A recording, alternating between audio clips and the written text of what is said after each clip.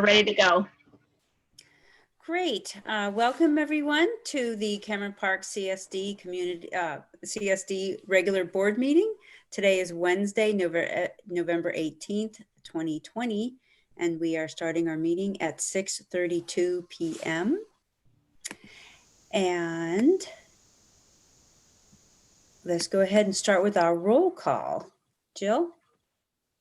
Director Scobie. Here. Director Easton. Here. Director Carlson. Here. Director Wooten. Here. Director Morrison. Here.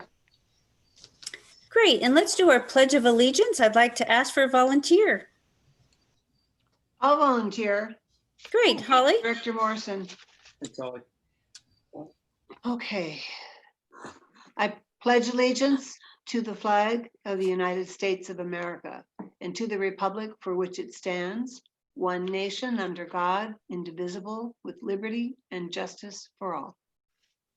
Great, thank you, Holly. All right, moving along. We do have, it does look like if I sneak over on our participants, I'm getting, learning my way around this Zoom too.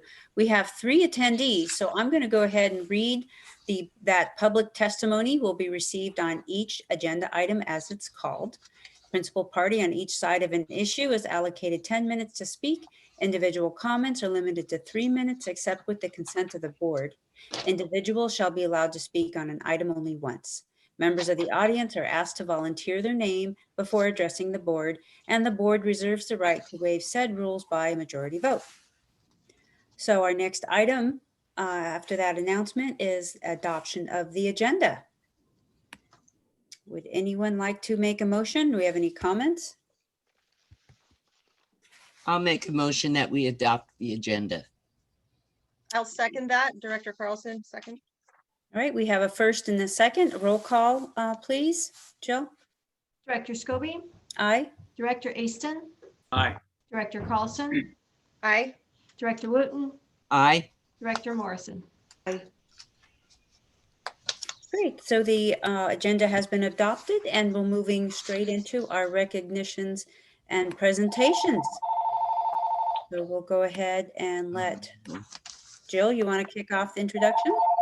Yeah, and I don't Hello? see Lisa Howard is Yes. here. So I'm on a Zoom. So I'm not sure, would you like to start with our second presentation and see if Lisa will join us? Because I know that we've all talked to her. Yeah, I think she must have gotten held up or, okay, yeah, let's go ahead. And our second presentation is, I would like to go ahead and kick this off. And this is our recognition for our fellow board member, Director Holly Morrison. And she has been serving on our district board since 2014. And I personally I know, 6 years. She was here when Ellie and I was appointed. So she was, you know, she is our longest standing current board member. And she has put in countless hours, as we all know as board members. And I just want to thank her a lot. Because I know what it takes to keep up and be engaged and do everything that you can for the district. And that's what Holly does. Holly cares about her district. I sincerely believe that. And I'm really grateful for all of the time that you have committed. And I know you were instrumental in getting the off-leash dog park going over there at Hacienda, and then again, instrumental in getting the name changed in honor of Paul J. Ryan. And she's been in a myriad of other clubs and committees and part of LAFCO, and she served on every committee here at our district, all 4 of them. And so I just really want to thank her for her dedication and service to the district, because that's what it takes. And I really appreciate it. Thank you so much, Holly. Great, thank you, Monique. Would So anyone else? is Dave dropping off my rose bush? I'll come install it. Where's my plant? Is Dave dropping off my plant? I I have something I'm gonna drop off at your house, Holly. Your child. Um, I am gonna drop off a pair of velvet gloves at your house. Ah, I just ordered them today, and I want to explain why I am going to be hand delivering a pair of velvet gloves. Director Morrison, you've consistently impressed me with your connection to members of the community, your true north compass of a board member's role, and your great sense of style. thank you. Yes, if we had awards for best dressed, most coordinated person in the room, I would nominate you every time. Okay, Ellie, don't listen, okay? But and I got to know you better one morning around 4 a.m. when we drove to Sacramento for an appointment. And I remember your sage advice during that trip about wearing velvet gloves. That's right. Be firm, but do it softly. So I will be delivering a pair of purple velvet Oh. gloves to your home in the next 2 or 3 weeks. I can't wait. That's very And thoughtful. I am proud of the things that we've accomplished together on the board and on committees. We Yeah. launched a successful fire prevention program, likely preventing a major fire just this past season. Yeah. And we launched a park improvement plan, hired a landscape architect and grant writer to leverage the $1 million in dedicated funds to best serve residents. Oh yes, there we go. There Um, she. So Director Morrison. That's the dog park dedication. That is great. Director Morrison, whether you stay here in Cameron Park or relocate, remember our meetings are only a click away. And please stay in touch. And I thank you for your years of service to provide a steady paddle in the water to keep our ship pointed in the right direction. So Thank with you. velvet gloves, I say thank you so much. Thank you. That's very kind, Felicity. Great. Thank you. Can others join in too? Absolutely. This is the time to honor our board member. Good. This will not be the only time I say these things because I want to honor Holly besides this. But my first word is simply, I wouldn't be here if it were not for Holly Morrison. When I started stepping into involvement in the district, gosh, 3-4 years ago now, put my name in the same time Monique and Ellie did, and they liked you. And I didn't get on, but I talked to Holly afterwards, and I was really grateful I got to. And one of the things she said to me was, "We'd like to see you." And I took that to heart. And so it was her impetus there, really, that I then sat on committees and I sat on panels and got involved in the fire RFP and all these other pieces, so that when there was another opportunity, I felt not just like I wanted to be involved, but I had been equipped. And part of that is getting to sit with the community and watch you all do your work, and with a variety of personalities moving everything forward. And Holly, I would echo everything Felicity said. Sitting with you in committees, sitting with you on panels, sitting with you on all these things, I have learned a lot. And I really appreciate you, your heart for our community that kind of overshines out over everything. And it has had an impact on me. And please know that my continued presence and efforts here are a direct result of you. So thank you.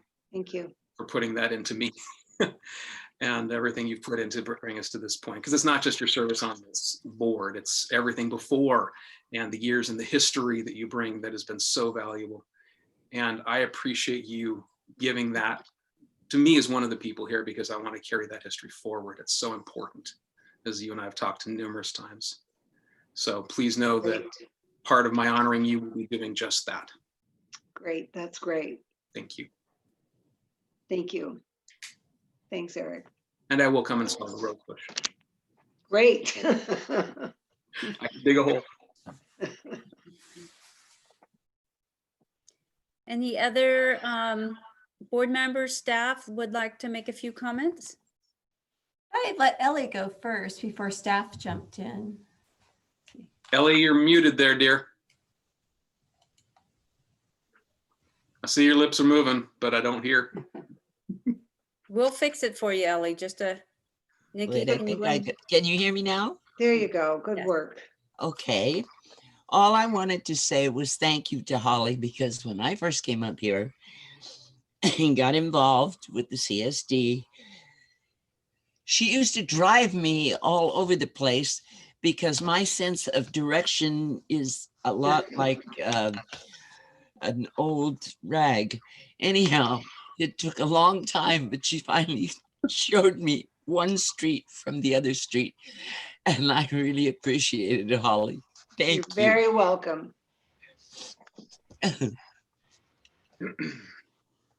So Holly was the vice president and then president when I started with the district. And I really appreciated her, guidance when I started here and the information that she shared and just, providing context to me for what I was kind of walking into, and just really appreciated all of that support when I started here at the district. I know that all of the board members really felt that Holly, everything that Holly does is for Cameron Park and the district, and that, she really does try to keep, the district's best interest at heart, and is very passionate about that. So anyway, so thank you for your support of staff and of me as the general manager. And we don't want to miss you. We want to see you at future meetings. Yes. I'll be there. Thank you so much. And if anyone else want to share any comments or snippets or thoughts? I'd like to share something. Make sure I'm not muted here. I just want to say how supportive Holly has been for the parks and the facilities department. How supportive of staff, our ideas, things we're trying to implement. And Holly's been just always encouraging, supportive, and engaged in what we have going on. From the renaming of the Hacienda Dog Park to Paul J. Ryan, she was very influential in creating the sign, working with the high school to see that whole thing happen. And, I think the one word that comes to mind is passion. Holly, you really do care about Cameron Park and the community as a whole. And I think that level of passion is going to be missed. So I just want to thank you personally for your encouragement and just all the information that you've shared with me over these past almost 3 years now. Thanks, Mike. Yeah. Holly, Sherry here. You're going to be missed, and thank you so much for your support of the fire department. And you've been there, done that, seen things come and go, and things go full circle. And I appreciate the history and your historical knowledge of things and how you've been able to reapply that. And then I want to echo what others have said, is that your heart is really big, and it was never, there was never any doubt your intent, and your intent is to do what's best for the citizens of Cameron Park. And you're a tiger, and there's times when you were like, you go to battle, but it's to take care of others and protect others. And so I really respect that. And and again, you will be missed, and thank you so much for everything you've done. Thank you. Thanks, Sherry.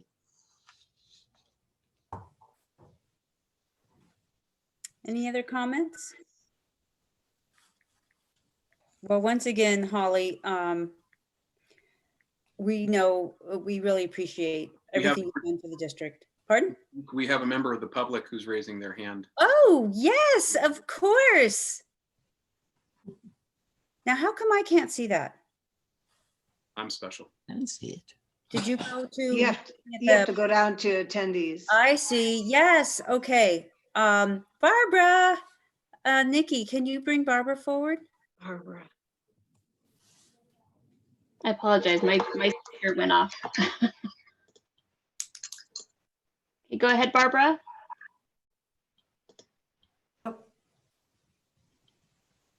She just got muted. She's muted. Right now. Is it there?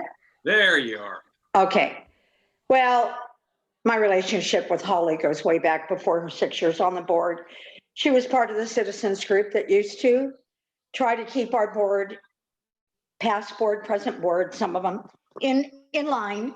We fought some really good battles. Yeah. We won some of them. One very important one with the prior general manager. But Yeah. it's important to say that her passion is for Cameron Park and always stayed the course to do what was right. Our numbers have dwindled. I don't know, what the future's going to hold. I will always hopefully be attending meetings and being involved. And I hope you also, Holly, I will be. continue, because we do care about our community. And between the two of us, we are a myriad of the history. And a Yep. lot of times we had a hard time convincing people of that history, which was frustrating for both of us, I think. And anyway, I hope you enjoy your semi-retirement. And I thank you on behalf of our little group for everything that you tried to do and carry on as a board member. So Thanks, good Barbara. luck. Thank you Yeah. very much. You're welcome. Thank you. Thank you, Barbara. Okay, All right, last so chance. if I can say a few things, is there As anyone long as else? everyone else is done. You Okay, have to sit and listen to us, congratulate and thank and honor you. thank you. I can't wait for the gloves. So any other raised hands? I guess I can check the panelists myself now. Sorry, the attendees. Okay, no other raised hands there. Last chance, staff. Otherwise, we'll let Holly, we'd love to hear from you. So as Barbara mentioned, it's been very interesting. The early years were extremely difficult. I would just, continue with my line of thought for the board members to be prepared, to really put in the time, to hold the general manager accountable. That's your job. And she has some tremendous opportunities coming forward to the district that are going to need a lot of support from the board. This is, the world has changed, will never be the same. And it is going to be very apparent, how each of us chooses to participate in our own communities without being able to travel as much as we did. And hopefully you'll be able to recruit some people to come to these meetings to help make the decisions that the district has before them. It's been an honor. I come from a family who have always volunteered, who've always stepped up. One of the first families to come to America. And I guess it's just in the DNA. So it's been a very difficult, challenging time, but I think this is a great little community, and I appreciate the rest of you stepping up and serving. It's a lot, and it means a lot, and I have tremendous respect for you. And as we were talking about earlier, the rain coming today was so special. So thank you very much for your kind words. I appreciate it. Thank you, Holly. So you, let's go ahead and move on then. Lisa does not look like she's coming, and I took a phone call, that wasn't her. So I'm disappointed. Perhaps we can get her rescheduled for another time. Yeah, and Nikki has followed up with her, and I know that you've talked to her, so something must have happened to her for her not to be here tonight. So we'll try to reschedule. Yeah, yeah. Thank you for that. Okay, so then that puts us going into our open forum for non-agenda items. So I know we have a few panelists. If anybody, sorry, attendees, if we have any of those attendees who have something they'd like to bring to our attention that is not on the agenda, we would be very happy to hear from you. And you can let us know by raising your hand. There's a, just click that little raise hand button next to you. And Nikki can see it. And we do have a raised hand. And let's go ahead and hear from Barbara. Go ahead, Barbara. Hi. Well, I'm sure it goes without saying how we all feel about going into the purple tier. I did watch the Board of Supervisors meeting yesterday. I told Eric I would. And I tried to hopefully get some information on how that would apply to what is happening at the Community Services District. But really, there wasn't a lot of information. So I'm kind of thinking, and I'll throw it out to Jill, that in my research of looking at the purple tier. Hold on a minute, Barbara. Yeah, that's, There's some people, everyone please mute your microphone. I do, me. I know it's not down, but my son Are you- didn't know how to put those. There? Nikki, could you go ahead and mute everybody? Your ears are. I We don't. can hear Barbara. If you live there. Can you hear me? Make it beautiful. Yeah, but there's somebody else who's, Somebody else, Lisa Howard just came on. oh, wonderful. Oh, yeah. Okay. Do you want to back up and do your presentation with her and we'll come Yeah, back? go ahead. Do amazing things with it. No? Nikki needs to mute everybody. Yeah, there's, Barbara, is it in your background? I judge a person's heart. oh, Barbara, do you have like the TV on or something? Oh, absolutely. Okay, so that's, Okay. I'm sorry. It was Mamma Mia, Dancing Queen. What can I say? Okay. Now, with that said, I watched the Board of Supervisors meeting, as I usually do on Tuesdays, and tried to get some information regarding where the CSD would actually be in the purple tier, but there really wasn't anything from Dr. Williams to offer in that. So I did a little research and talked to a couple other people, and I'm thinking, I'll throw it at Jill, that, I mean, that maybe we won't be as bad as that we'll still be able to do some things. I'm hoping, because it is the state guidelines and not the county guidelines. I mean, they're going by what the state is telling them. So it looks to me like the only people, sadly, that are really going to be affected again will be our gyms, in workout gyms, I'm assuming, and the restaurants, of course.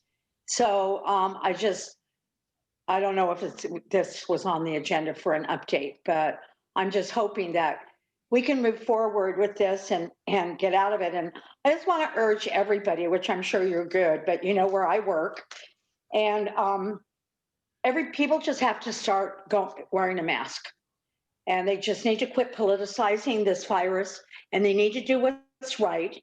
And we will never know if wearing a mask from the very beginning was going to help us or not, because we're right where they said we would be.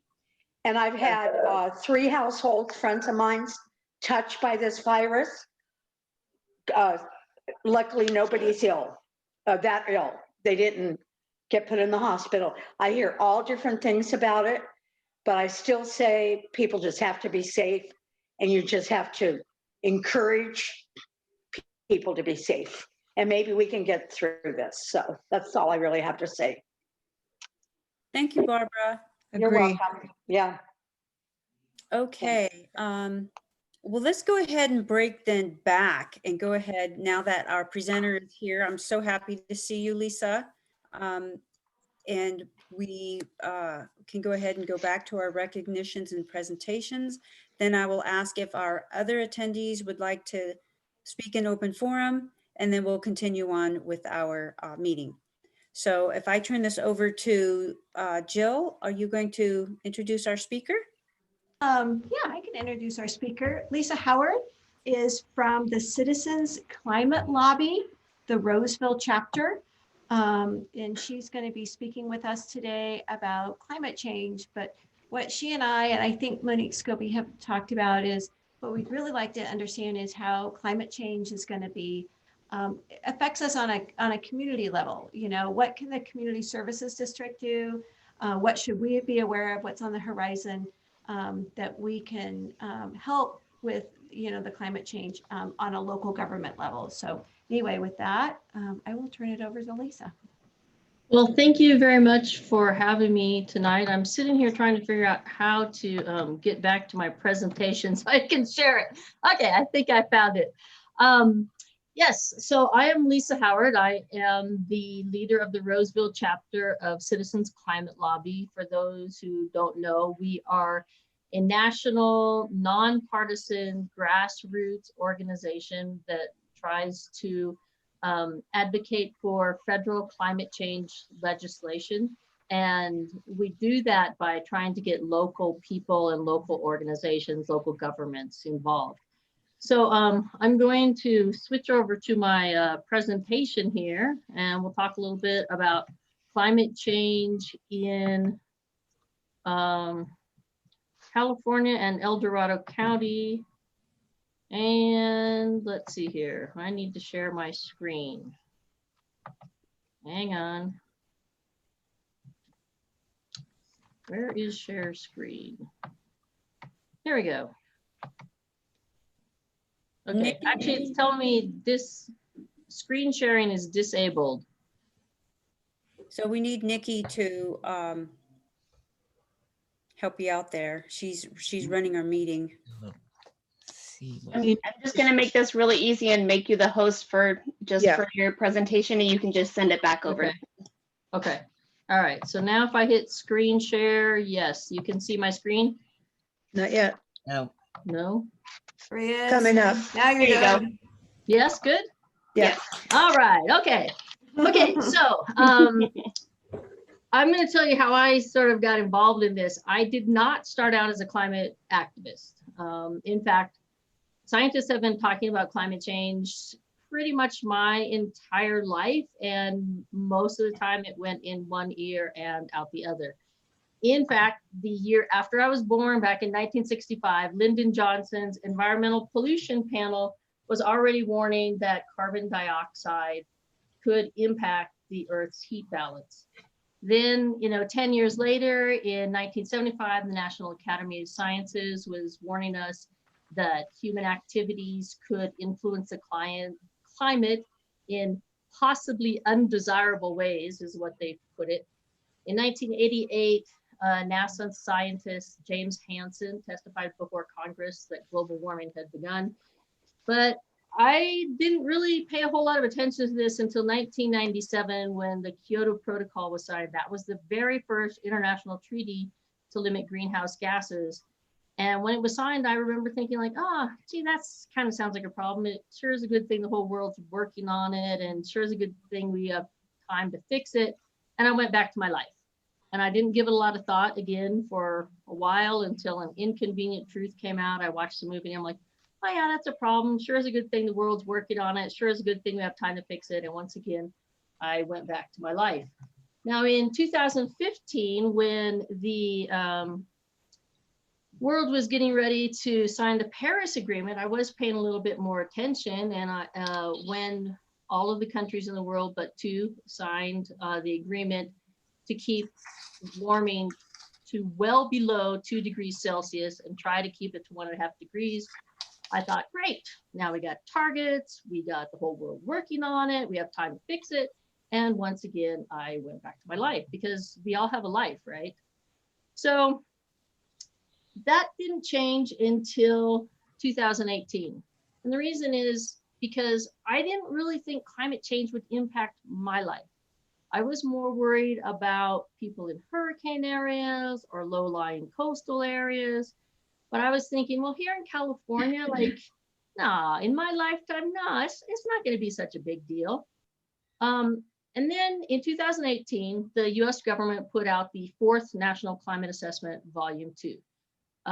I did not read the first 3 national climate assessments, but I actually took the time to read this one. And that's when I realized this is going to impact my kids.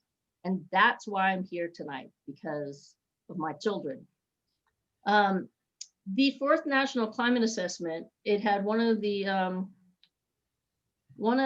statistics in that report, and this chart is from the report. I put the quote up in there, but the chart is actually from the report. One of the statistics in there talked about wildfires in the Western US. And they estimated that from 1984 until 2015, that the area burned was twice what would have burned if we didn't have to deal with climate change. And that was after taking into account things such as forest management. So in California, fire is one of the most visible impacts of global warming. 4 of the 5 largest fires in California have occurred this year, and all but 3 of the 20 largest fires have occurred since the year 2000. CAL FIRE tells us that the fire season has increased by 75 days across the Sierras. This year was the very first year that we have had more than 2 million acres burned in a single year in California. So what's driving this? Well, one of the things driving it is less precipitation, snowpack and rain. So the recent drought that we went through, that was the worst one we've had in 1,200 years. And it could be the sign of things to come.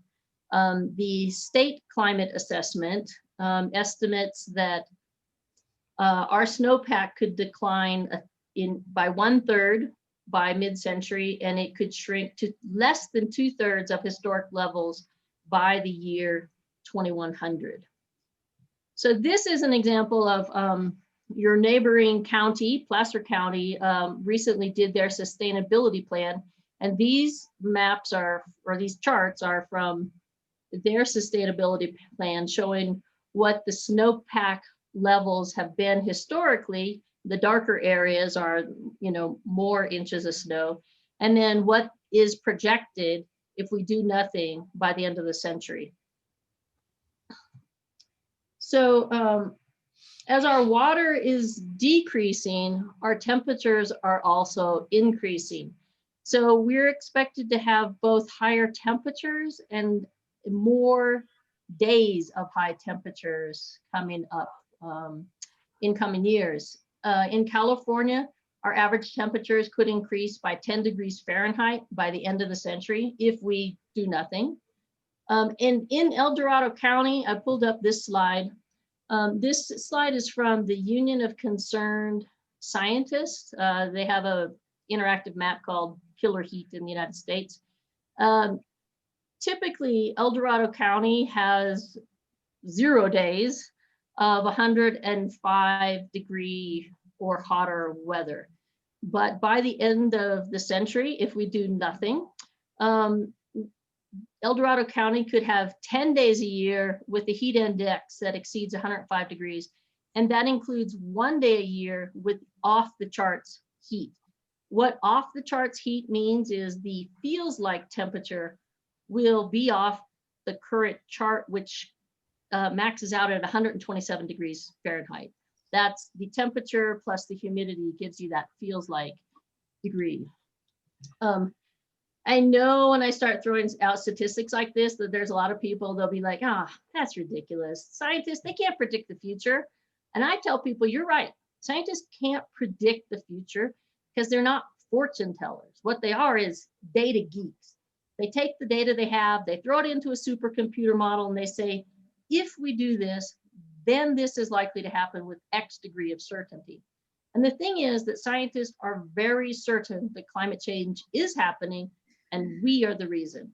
97% of climate scientists are sure that we are causing the problems that we're seeing now. But the question isn't really, can we solve this or can we do anything better? The question is, will we? Will we continue using fossil fuels just because that's what we've always done? Or will we embrace 21st century technology? Will we succumb to lethargy and apathy and negativity? And are we going to give up before we even try because we think it's going to be too big, too expensive, too complicated? Or will we be inspired by the words of Nelson Mandela, who said, "It always seems impossible until it's done." And I say it's not impossible. We can all make a difference. We can make small changes, like some of these in the chart here. We can turn off electronic devices when they're not in use. We can turn our thermostats down. We can use less plastic, which is made from fossil fuels and which is causing a pollution crisis in its own right. Other people can make bigger changes, like putting solar on their home or, driving an electric vehicle. We can also make a difference by being more conscientious about food choices. So here I have a chart showing you the largest emitters of greenhouse gases. If food waste were a country, it would be the third largest contributor to climate change in the world. And the next chart is, or the one that's right next to it, is showing you, again, this is from Placer County's sustainability plan.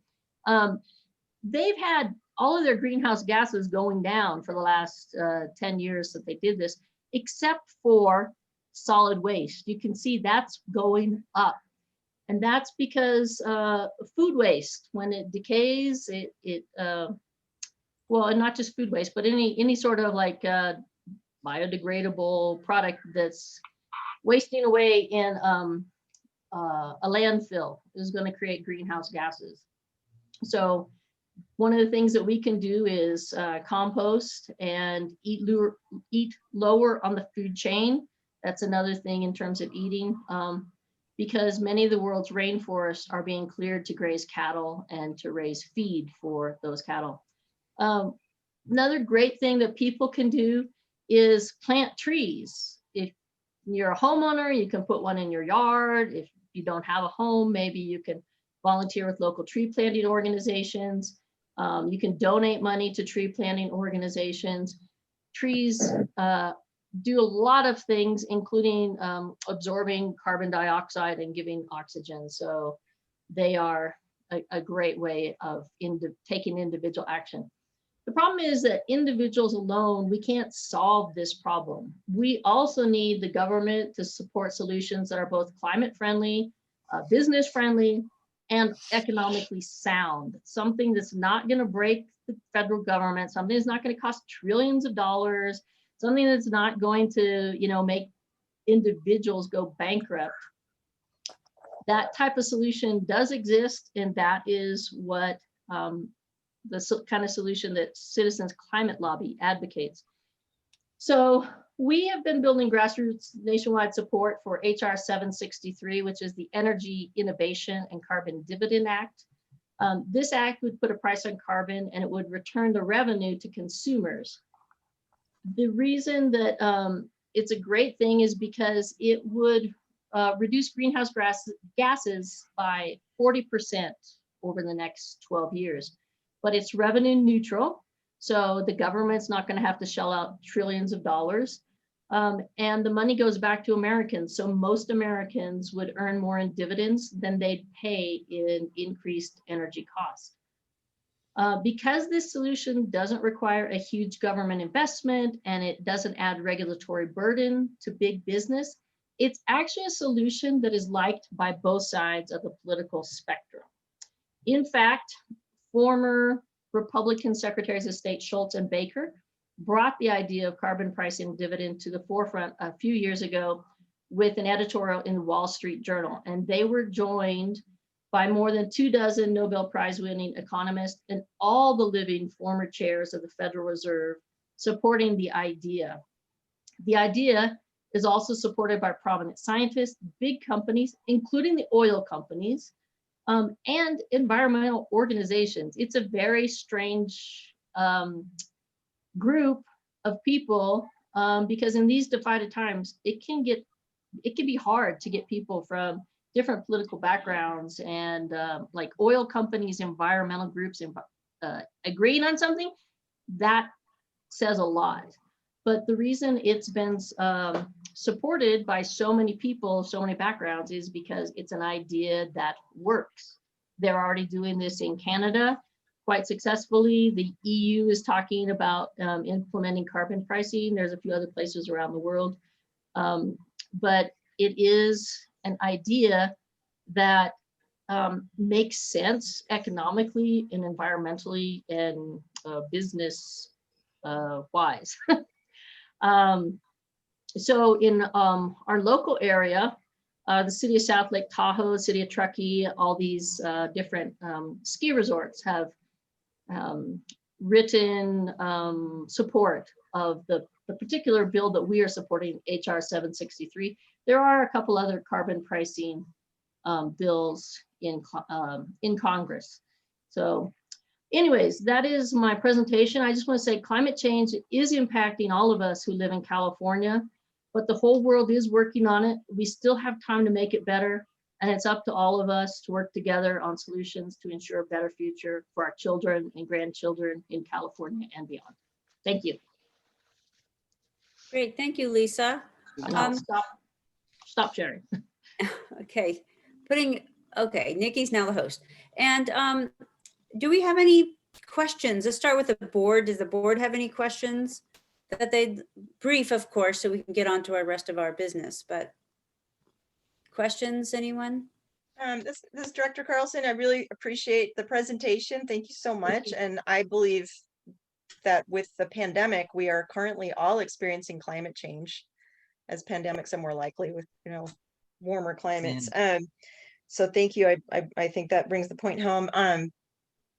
And perhaps my fellow board members, maybe we can discuss consideration of supporting the HR, I'm sorry, the bill 763. Yep, I'll make a note. I'll make a note of that. It's probably going to change numbers with the new Congress, but it's the Energy Innovation and Carbon Dividend Act. Energy Innovation, Carbon Dividend Act. Okay, thank you. I'll take note of that. Thank you so much. Thank you.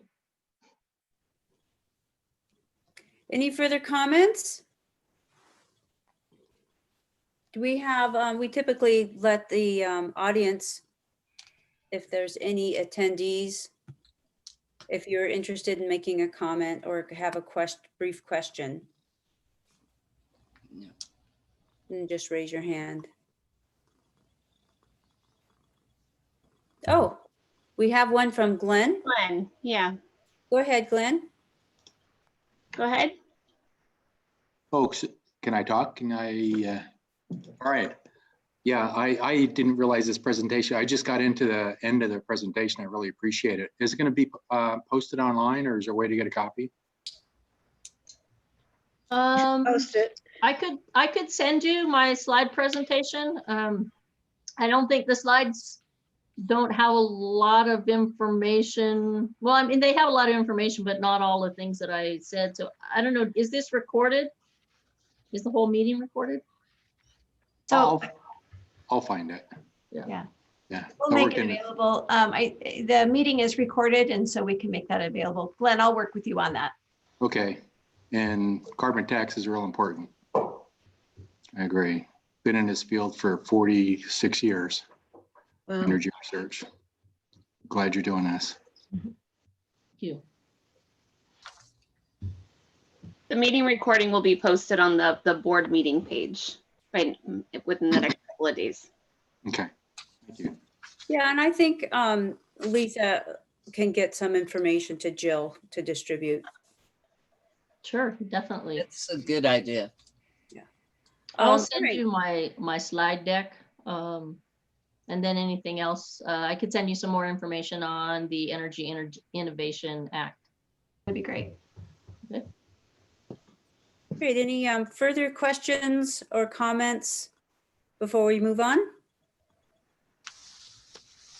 Well, I really want to thank Lisa for joining us and bringing that to our attention between the wildfires and the snowpack and the drought and the things that we can do. We do overlap with some of those services. So yeah, we're Great. doing a strategic plan coming up, so perhaps we can roll some of that into there. So thank you very much. Well, thank you very much for having me. I appreciate it.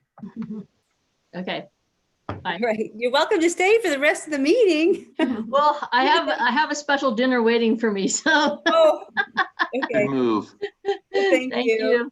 All right, bye. Okay, so I believe we left off from our main agenda in open forum. There was 2 other participants, attendees, making sure that they do not have an item for open forum. If you do, please raise your hand.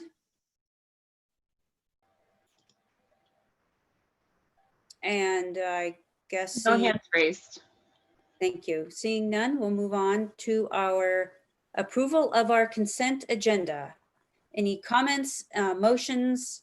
How would you like to proceed, everyone? I move to approve the consent agenda. This is Director Carlson. I would like to pull item 8 from the consent agenda.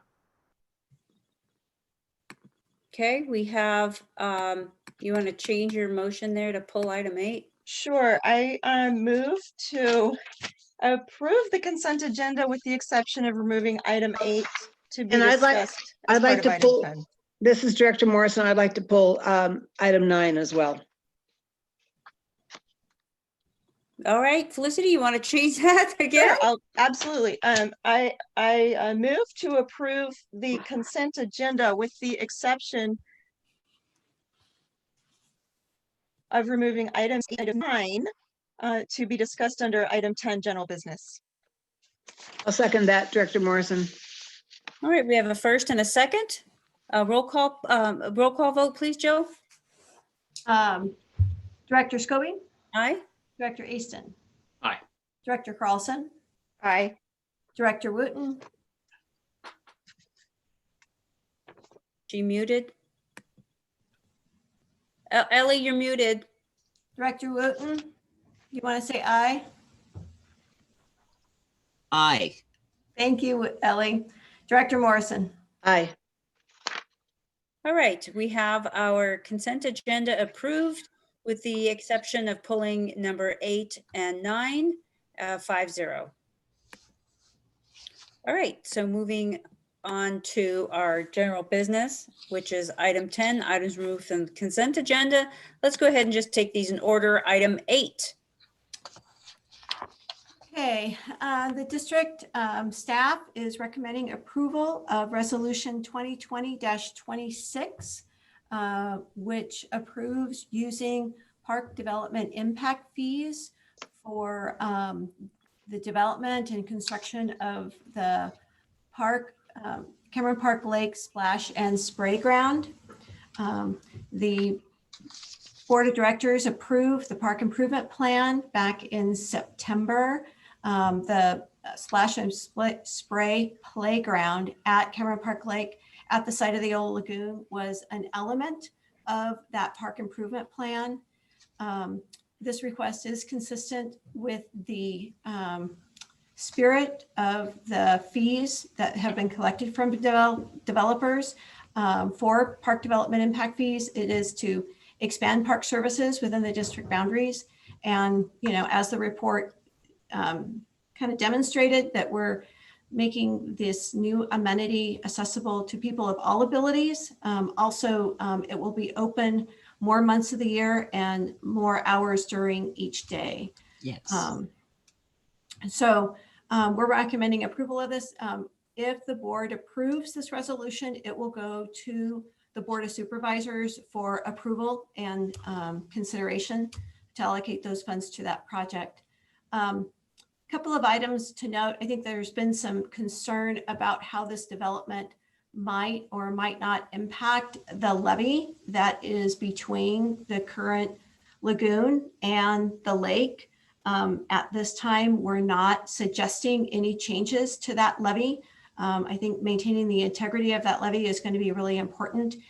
If we needed or wanted any changes, or were suggesting changes that would affect the levee, it would cost a lot of money. Engineering costs would go up. Also permitting costs would go up. The other item to note is that we consulted with our grant writer last week, and we will be also applying for competitive grant funds from Proposition 68, the statewide park improvement grant, which is due in March. And so, you know, it may be that we don't need the park development impact fees to fund this project. But what was important is that we get started on the plans and specifications and the permitting. Nikki, could you pull up the park improvement process bubble? Basically, a component of the grant, submitting a grant, is having some specifications about the project. You know, what is it going to look like? How big is it going to be? Is it going to affect the levee? What are the pathways, accessible pathways to this new site going to look like? And so those plans and specifications come back to the board. Grant applications come back to the board. So we're really at this point looking for your approval to use park development impact fees so that we can proceed with this project. It would fund a landscape architect to start with those plans and specifications while we work on grants and also permitting on the project. So that's any other questions about that? Yeah, we'll take this out to the board and specific questions. Let's see, who pulled item 8? Did you get your questions answered? That would be me. And yes, and that was part of why I wanted to pull, is just to make sure that we're all on the same page, both for what the process is and what these initial costs are and the factors along the way.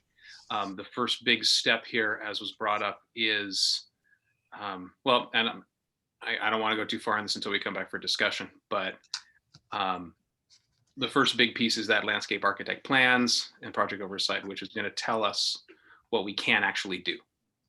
And that's a big chunk, but I think it's necessary. And I thought it was important to bring forward so we're all on the same page, that some of the primary reasons here are not just use, whether we like the lagoon better or we like a splash pad better, but there are some safety issues here. There's ADA issues, as well as ongoing upkeep, the electric cost to run this thing. So there's a few things here. I just want to make sure that at this step, we were all aware and on the same page for that. Thank you, Eric. Other directors, any questions? Yes, Director Morrison. So I continue to be disappointed in the planning and management of this aggressive project. It seems to me that we are putting the cart before the horse, and that we are not providing an adequate assessment of the engineering prospect of changing the footprint of the current installation, which is the lagoon, and the accompanying filters and distribution of the chlorine, you know, that whole intricate process. I don't know how familiar most of you are with that, but it's quite a contraption. I don't see one comment about an engineer. I don't see any comments about decommission of the lagoon cost. What are we going to do with Cameron Park Lake? What are we going to do about the dam? We've just spent tens of thousands of dollars certifying our dam and getting approval of our evacuation process. We'd have to change our evacuation plan. What about the levee? What about the equipment? It just doesn't seem to me that we have done enough work to come forward, to have the general manager come forward and ask for us to approve this money. Why are we in such a rush? If in fact we have an opportunity to submit for the competitive grant through Prop 68, which is in March, which is just a quarter away, why would we not spend this time and spend the money on an engineering firm to tell us what we can and can't do. How are you going to keep the water back from the lake? A landscape architect is not going to be able to provide that. I've worked with landscape architects to develop the 2 dog parks in El Dorado County as the president of the Dog Owners Guild. You've got to deal with Fish and Game. You've got to deal with so many other agencies. And I don't see that preliminary work having been done. We have approved to go forward, but it just seems to me you're asking for hundreds and hundreds of thousands of dollars to be assigned to a project that to me is in its infancy.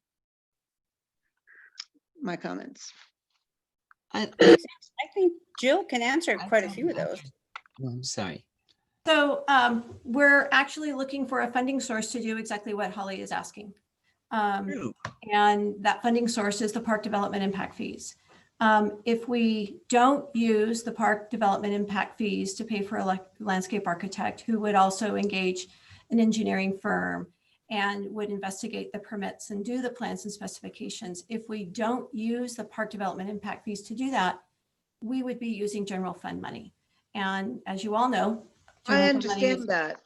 Limited right now. And so we're looking for a funding source to do exactly as Holly is suggesting needs to be done, and returning to the board with those specific project plans. Does the district have to tie down the park impact fees now prior to all this investigative work that the landscape architect's going to do?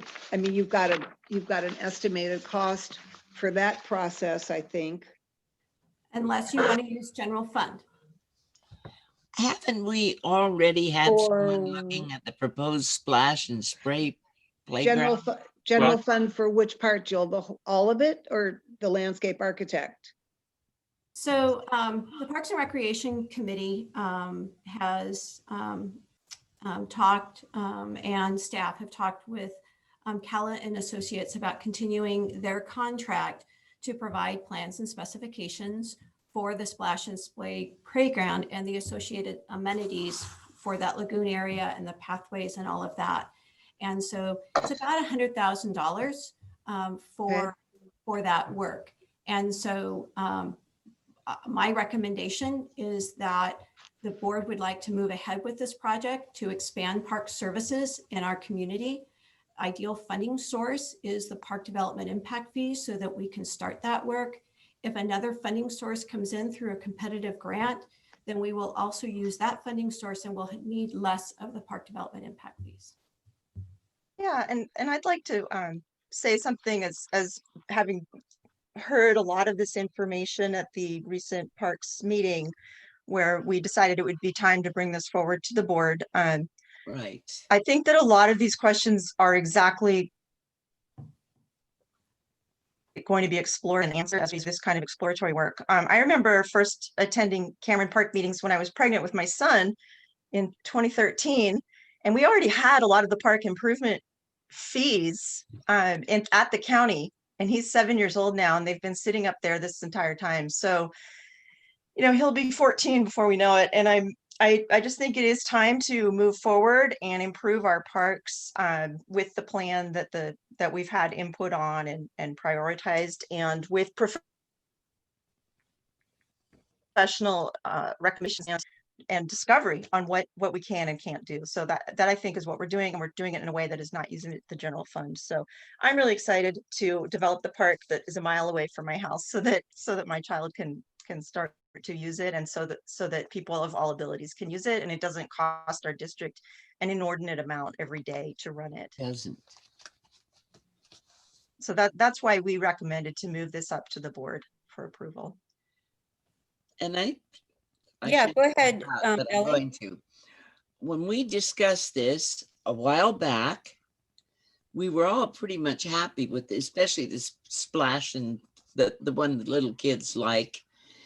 And I thought it would be so much easier to have something of that nature as opposed to what we have now, if you will.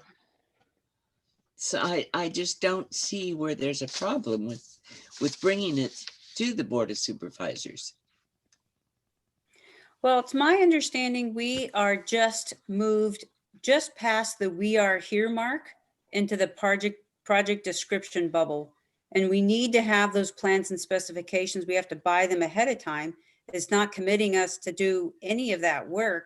It's committing us to explore how to do that work, what it would look like, what kind of engineering needs to be done, and answering those questions. So it's just all part of our process.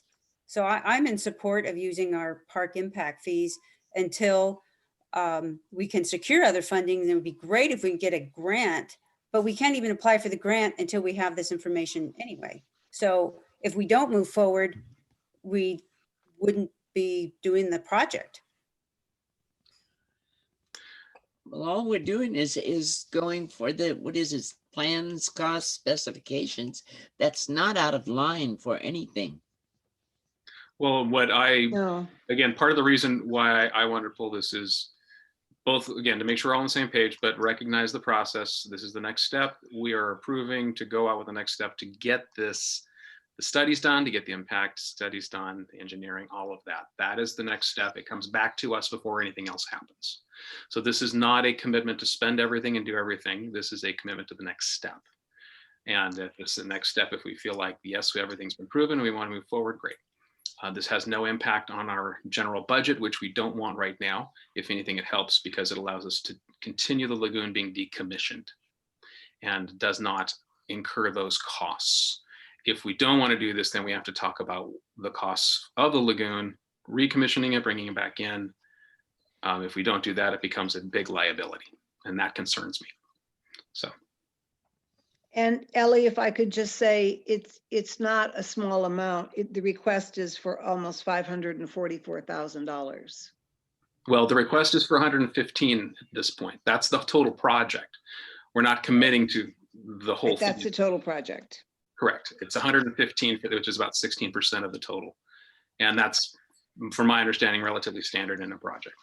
And don't you feel it would bring more funds into the CSD? That's not what we're talking than what about. we have now. That's not what we're talking about. That's not the point of the conversation. That's not what you're talking about.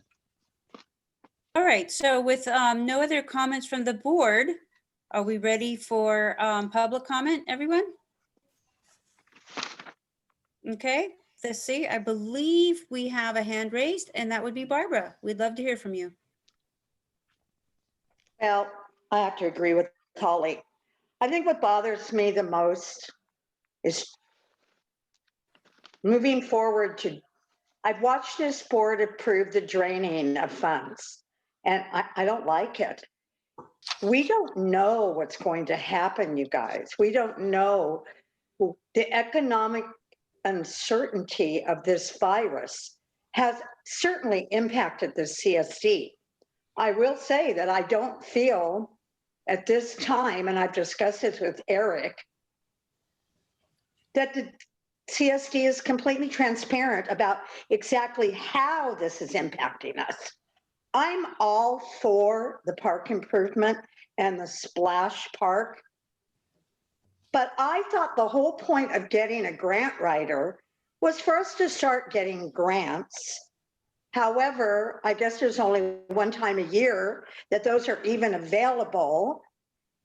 I don't like the committees. I'm going to be very honest with you. And the reason I don't is because I feel all the decisions are made in this committee and then pushed forward to the board, and everybody's come by Holly questions, which I respect her for that, because it's our money. Now, I would like to know, and I don't know if you can answer me, how does the park impact fees get replenished? By new homes being built? Or is this something that comes in every year on our taxes? Can anybody answer that for me?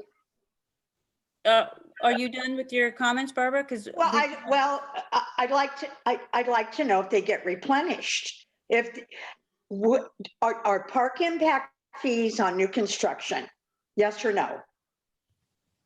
So if you Yes, drain $500,000, you think, how are you going to replenish those fees? If you're going to be on new construction, that's kind of an iffy thing. I've said through this whole for months, be penny wise.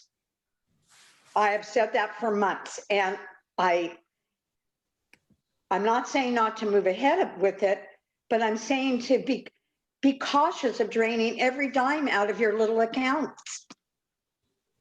Because that's what you're doing if you have to use this money. And you're not going to have anything to fall back on because there isn't any new homes really being built in our area. So I have to agree with what Holly says. And I hate this committee thing where we all agree, so now we should do it. No, I'm the only public here, you guys. Nobody else is here on these meetings. How can you reach out to the public when nobody's here? I'm just saying, please be smart because we don't know what's going to happen to us the next few months. Okay? Thank you, Barbara. I think, those are restricted funds, and I think that Jill can go ahead and give more detail on how we collect those funds and how they are spent. They are collected from developers as new homes come in and are, as building permits are pulled to construct these new homes is when those fees come in. Those fees are based on a Nexus study that the board approved about a year ago. The funds were designed to be spent to expand services because those developers are bringing new residents to Cameron Park. They're not designed to be saved, nor are they designed to be like replenished, but they're designed to be collected from homes that are for new residents to expand our park services for those new residents. If we don't expand park services based on how our population is growing, our current residents are going to be impacted by the few parks that we have by being overused. The current parks you have now are either overused or underdeveloped. And so you're impacting your current residents by not expanding park services based on the fees collected from these new residents.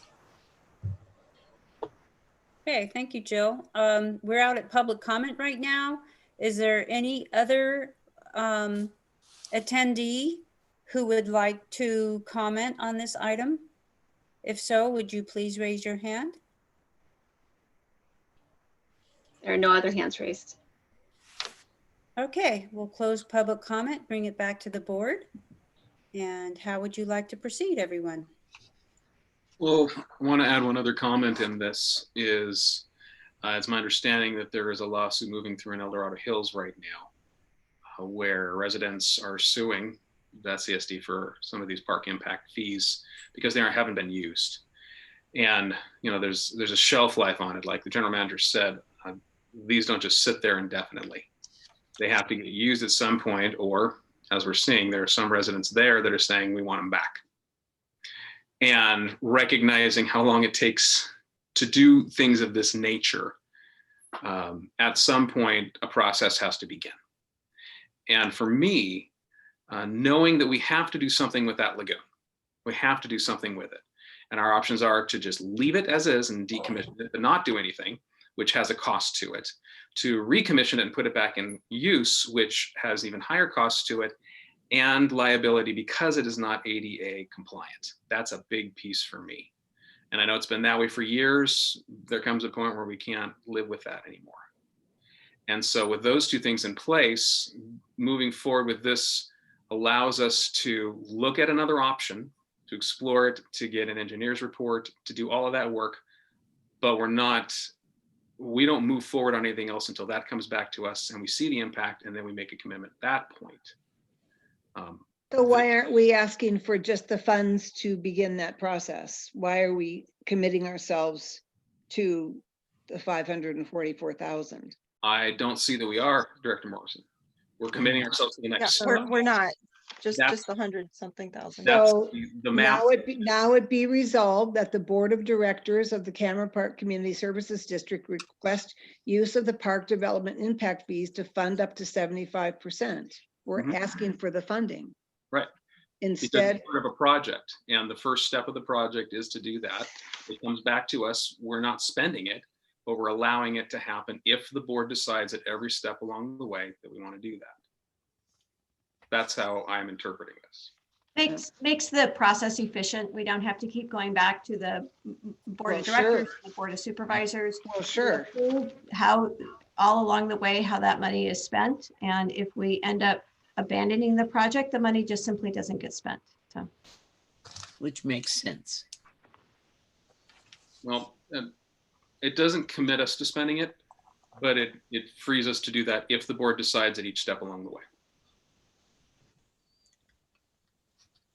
And frankly, Holly, because I agree with you in that, that was why I wanted to pull and why I wanted to ask the questions is I just want to make sure that this isn't a commitment to everything happening. This is a commitment to the process. And if the board decides at any step, no, this isn't what we want to do, we stop. But we have to do something with it, and we have to figure out what we can do with it. And short of any other proposals, I don't see any. This allows us to at least explore a step forward. So I don't understand, what have we been doing for all these months and months and months and months and months? Why haven't we had the engineers out to tell us? Because we're not going to move forward on any of this We don't until, move for it. number one, we have a full park development plan in place and we know what our priorities are, which we just approved. And then number two, there's money. It's money. We don't want to be spending that out of our general fund. And we wanted to have a plan in place to be able to use the park impact fees. So this was the first priority. We're going after it. Okay, I disagree. All right, do anybody want to make a motion on this? Do you want to continue discussion? How would you like to move forward? I'd like to make a comment and follow it with a motion. Having watched the funds sit at the county for 7 or 8 years that I'm aware of, and see the children of this community get older and older and older, so that they're going to age out of even wanting to play in this kind of a facility. I'm really excited to see some movement forward in exploring what our options are. So I move to approve Resolution 2020-26 to request park development impact fees to fund improvements at Cameron Park Lake proposed splash and spray playground project. I'd like to second her motion. All right, we have a first and a second. Could we do a roll call, a poll vote, I guess, Jill? yes, Director Scobie, Aye. Director Aston, Aye. Director Carlson, Aye. Director Wooten, Aye. Director Morrison. No, No. no, and it's not the point of not spending our money, people. It's not the point of not spending the money. It's putting the cart before the horse. All right, so Resolution 2020-26 to request park improvement impact fees to fund improvements at Cameron Park Lake has been approved 4-1. All right, moving on to item 9. Approve vendor selection Delta Bluegrass Company for sports field rehabilitation at Krista McAuliffe, David West, and Rasmussen. Let's go ahead and hear a brief summary, and then the director who asked to call that, we'll hear from them first. Yeah, and Mike is going to take this one and see what the questions are. So, Yeah, so I'll just give a brief overview to catch everybody up. Nikki, I can't share my video, but I don't know if that even matters. So on September 16, 2020, the board did approve the park improvement plan, and it did outline the district's parks, open spaces, and undeveloped sites. One of the things that was also high on the priority list was rehabilitating or retrofitting the district's sports fields. The current conditions of the sports fields, I can tell you guys, and the ones we're talking about are the 2 baseball fields at Rasmussen one baseball field at Dave West, and then the soccer/rugby field at Krista McCullough. They are all below industry standards. The major issues with the baseball fields is the lip of grass that is between the skinned infield and the grass. The outfield is deteriorated beyond repair. It's got some serious highs and lows, and it doesn't even make a complete arc anymore, which causes for an uneven playing surface, and it also can be hazardous to people that are playing baseball. So that is the first thing on the baseball fields that needs to be redone. Also, the material that has been put on those baseball fields over the past, years, I guess, has not had enough clay in it. And so the outcome of that is we have baseball fields that are extremely dusty and they're very powdery, which makes for a rough playing surface, but it also makes it really hard to prep the sports fields and keep the dust down, which is one of the biggest complaints from the residents that live over by Rasmussen Park. And the other additional field that we're talking about is Krista McCullough. Krista McCullough Park, we call it Heinz 57. So it is a big mixture of turf grass and probably about 15 or 20 different weeds. The main issue is the poana grass that's out there. That is the light green grass that is, it stays soggy year round. It makes it very difficult for that field to drain. So the work we would look at doing there is removing the turf grass completely. That would give staff a chance to go in there and repair some of the irrigation, straighten the sprinkler heads, things to that nature. But we would also be doing a lot of work to promote drainage. We would regrade the field, which would get rid of a lot of the unevenness that is out there now. I know we get a lot of complaints from soccer and rugby both, that the field, the playing conditions due to the unevenness can be a real issue out there, and they are. My staff that mow the fields, that mow Krista specifically, have to wear a back brace because it is so bumpy. So, I mean, that's kind of the process in a nutshell. We did put out an RFP that ran for 3 weeks. We did have 2 responses, and Delta Bluegrass came in as the low bidder, and all of their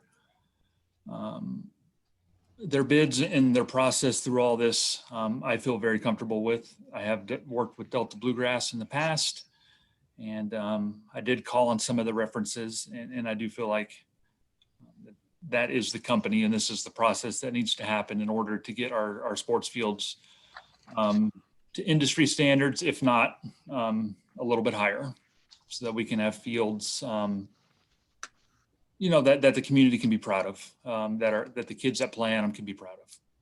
And so this is what it's going to take to get there. And the district is, we are suggesting to utilize Prop 68 funds, which falls in line with what those funds are allowed for. We have currently 177,000, I think, and some change up at the county that can be used to fund this project.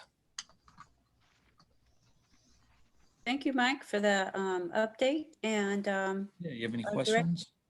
Director who called the item, could you? Yeah, please, Holly. Director Morrison. So thank you, Mike, for that information. Mhm. I have some tiered questions. Can you tell us, do you remember what the Sierra Services bid was? I don't, but I can pull it up. I have the copy of the RFP Okay. on the computer here. Just curious what the delta was. And thank you for following up on some of the referrals from Delta Bluegrass. Mhm. So I've got a question, a historic question. Who was it? Who was it that offered to help the district assess our fields a year or 2 ago? I had Dave Patterson from Target Industries, who provides the district all of our fertilizers and stuff. He did. That's right. He did free soil testing and analysis on the fields. and kind of put the program in place for, controlling the weeds and the unwanted vegetation. But Krista McColoff it's too far gone to be treated with just your normal chemical applications. What company was he with? Target Specialty Products. Okay, so he's allowed us to limp along. So that was great. So thanks again for getting him. I remember he offered quite a bit of help and did the assessment on all those soils. Yeah, free of charge too. Free of charge, right? So we know that it's time to change our turf out. So my concern has to do with the 20% match. I see that you met with Prospector Soccer and Motherlode Rugby, and they've committed to provide the required match. But I am very concerned about Ponderosa Little League. What happened to our relationship with them? We used to be very, very close partners. You're saying here that they haven't even responded. Yeah, I know Jill and I believe our recreation team too has tried to make contact with Ponderosa Little League. That's very disturbing. They were. Yeah, this is just my perception of what I see. But when I first started here, Ponderosa Little League,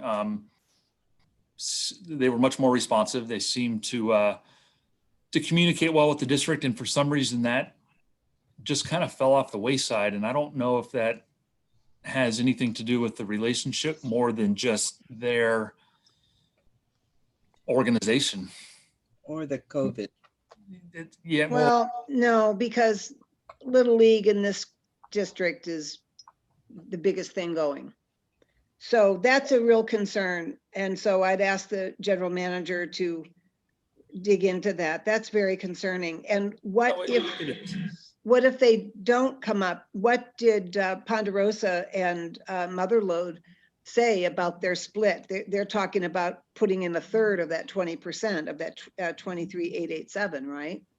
No, so what we're looking at from Motherlode Rugby and Prospector Soccer, because out of this improvement plan, the only one that would benefit them is Krista McColoff. So they have already got approval from their board to improve the 20% for Krista McColoff, which is $9,147. Oh, okay. That's. No. I know that Jill and I have talked, and I don't know if it's part of this approval tonight. Jill, correct me if I'm wrong, but I think we need to have another conversation if Ponderosa Little League is unwilling or not interested in providing this 20% match, because they are the main users of the baseball fields at Rasmussen and Dave West. Because it says, once funds from all sources are confirmed, work will commence. Well, we've got a party who's not even responding. And then the user fees will be adjusted to provide additional funding for maintenance activities. How are you going to go forward at Rasmussen and David West without input from Ponderosa Little League? It's not going to happen. So, Can I interject a question on that? I'm sorry. Mike, you said that Krista McCullough is the only one that impacts Prospector Soccer? Well, they do play at Rasmussen, right? But the turf grass is not part of this proposal, because the turf grass at Rasmussen it's in good shape, which is why we're not suggesting doing anything with the turf grass, just the infields themselves. Okay, that was my misunderstanding there. Thank you. Just the infields themselves. It says 2 fields, just the infields. The infields, and then about 4 feet of turf grass where the infield meets the grass. Okay, I know that that's rough. I mean, I have no problem with this proposal. My concern is bringing it forward without getting the most important leg of this deal handled. Why is it coming before? I mean, one of the reasons that we brought it forward tonight is due to COVID-19, and to be honest with you, now is the perfect time to move on some of these retrofits because the fields aren't being used. Right, and the weather and all of that. Understood. It wouldn't impact our user groups. Now, Krista McColoff cannot be done until the fall. We may do some of it in the spring, but the fall is the majority of when that process has to happen. But the infields will get done this winter. in No, perfect world, no. ideally. No? Can I interject a minute? What the board is acting upon tonight is to approve the vendor selection for the work for Right. the sports fields. That's what the board is approving. So there is a couple of other pieces that will fall into place. What this does, approval tonight will allow Mike to start working with this vendor. The other things that will fall into place is one, securing the additional match. And if we can get Little League to come forward for that, I think that there is an assumption that somehow the district has affected our relationship with Little League. I would urge you not to think that. For some reason, they're unresponsive, and whether that's related to COVID, whether that is related to a change in their leadership, I'm not really sure, but we're continuing to try to reach out to them. The other thing that you're going to see probably at the next meeting, I'll go through Parks and Rec and back to the board, is the specific application for the Proposition 68 per capita funding. That funding, you have already done a resolution that authorizes us to accept those funds. The board has taken action to put into place what those priorities are. The sports fields are a priority, so it's important that you approve this RFP tonight so that Mike can start working with the vendor, and then staff will continue to get these funding pieces in place so that we can move on the project in 2021. Thank you. Okay, any other further questions before we take it out to the public? Okay, taking it out to the public. If you have, if you'd like to make a comment on this item, please raise your hand. And we would love to hear from you.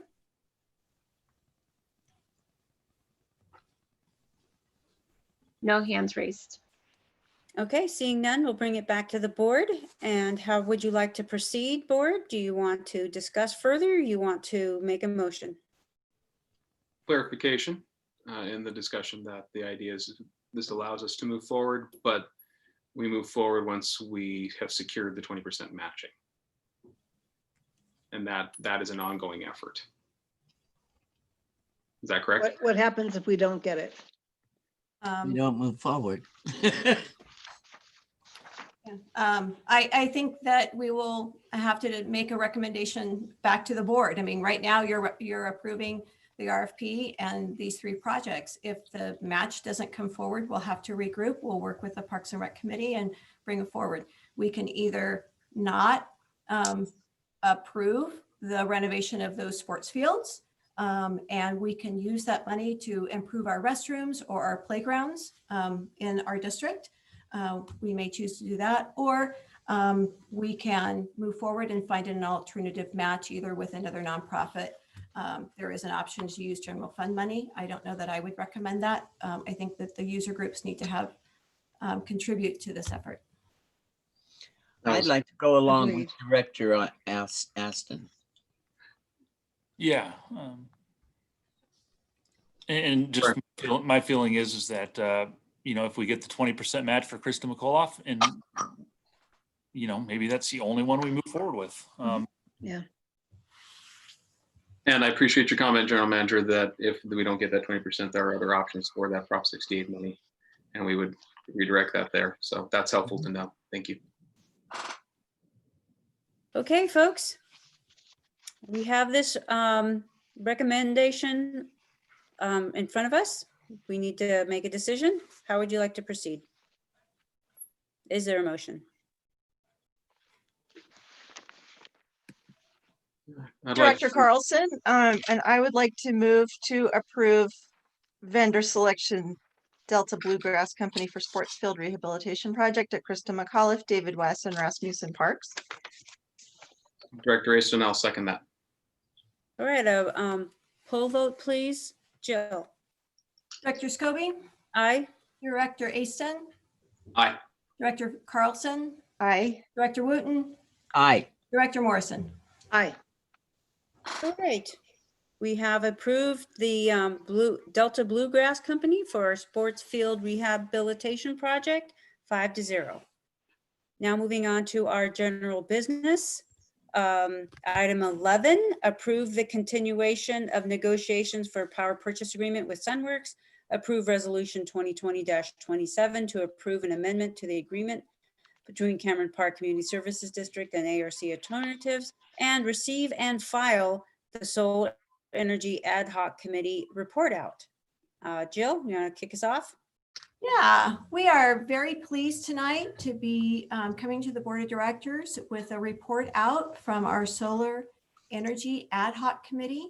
Your board and initiated this process 2 years ago by approving the formation of this committee, and the committee has been working almost 2 years. And it's been a very thoughtful process. There has been a lot of work, a lot of conversation, a lot of research that has been going on. And so we're very pleased to bring this report out to you.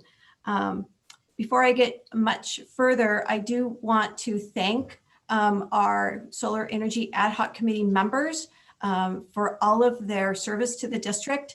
And those folks are Monique Scobie and Eric Asen, but also Margaret Moore, former board member, served on this committee. Oh, nice. Steve Thames is currently worked as our committee chair. Dan Enright was recruited by Director Wooten. He was with Elks. And then Glenn Ramba, who is a neighbor to Rasmussen Park, and he was an attendee. I think he still is an attendee with us tonight, and he's with us tonight. So just thanks to all of those who really worked on this committee. We have had some late breaking news from Sunworks. I will let you know that our recommendation number 1 to receive and file the Solar Energy Ad Hoc Committee report out. We are moving ahead with that recommendation, but we will not be moving ahead with recommendations 2 and 3. There has been Sunworks and their financer have decided not to move ahead with the project, and we'll have more information on that. But just know that we're moving ahead with a report out. And the report out is very positive for the district. The Solar Energy Ad Hoc Committee is recommending that the district move ahead with a solar project because it would financially benefit the district anywhere between $1.7 and $2.7 million over a 25-year period. And that's a really positive effect. Could net the district about $40,000 a year, which is awesome. And so that is bottom line is that we want to move forward with the project. Russell Driver and Nico Kellenget, I think I never say that right, is with ARC Alternatives. They have been the district's consultant on this project for the past year or so. They have been very supportive of the district and the project, and patient as we all learn about solar, have appreciated their expertise. They have guided us very well through this project. And what they're going to do is they're going to present a slideshow to us. Know that this slideshow was created prior to the late breaking news from Sunworks, but they can give us a little bit more information about this report out for the Solar Ad Hoc Committee and what some of our options are as far as moving ahead. So I'm going to turn it over to Russell and Nico.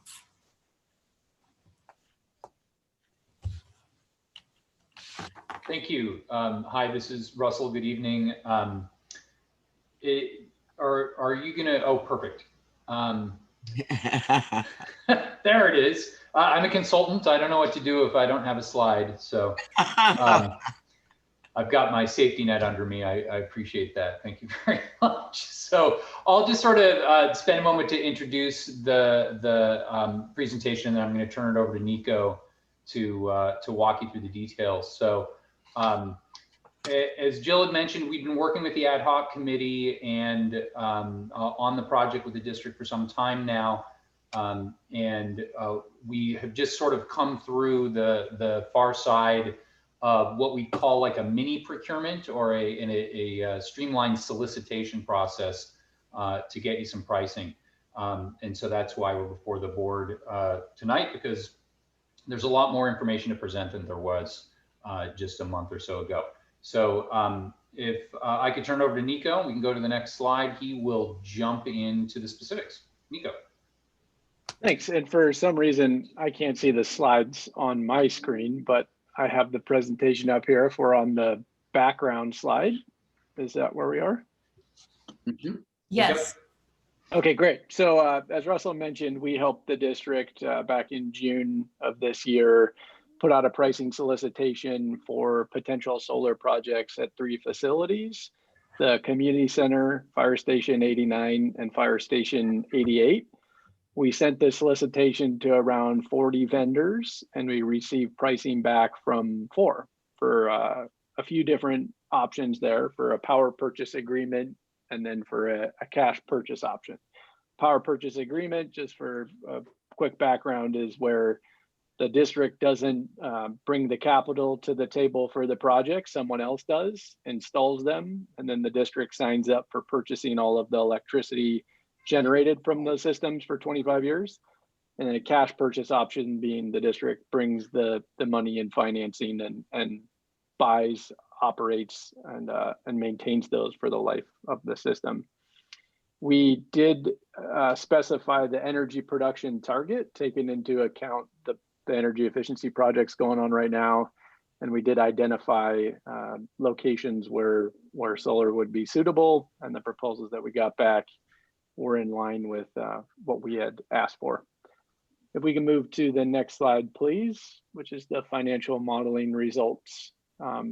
This is a table of the solar savings before costs. So for each of the proposers that we receive proposals from, this is their proposed capacity in kilowatts DC, and the corresponding production of kilowatt hours that are generated every year, and the usage offset. So this is less than 100% because you do have energy efficiency projects going on at these facilities, and you don't want to be generating more solar power than you need. And so the important thing here is the first year utility savings before costs. So this would be what you would be saving on your PG&E bill. And again, this doesn't take into account the cost of the systems. It's just the actual savings on your PG&E bill. So over the life cycle of these projects for 25 years, you'll be saving roughly $3.6 to $3.8 million on your PG&E bill. And you can see that these savings are generally the same for most of the proposers there. So what really impacts the project is the cost, which will then go to drive the net benefit. Just a note, we did receive a proposal from a company, Cal Solar, that we didn't evaluate any further. They're very thin in what they provided and didn't give us much to work with. So not a lot of confidence there. So we whittled it down to 3. If we go to the next slide, please, we'll talk about the financial modeling results for the power purchase agreement scenario. So for the 3 proposers that did propose PPAs, we did model that out for 25 years. And you can see the chart with the lines that might be a little difficult to see on the right. That's the cumulative net benefit. So this is with the cost taken into account. So over 25 years, the total net benefit to the district is in that range of $1.6 to $1.78 million, depending on the power purchase agreement rate. So each proposer has a different rate there that generates a different net benefit for the district.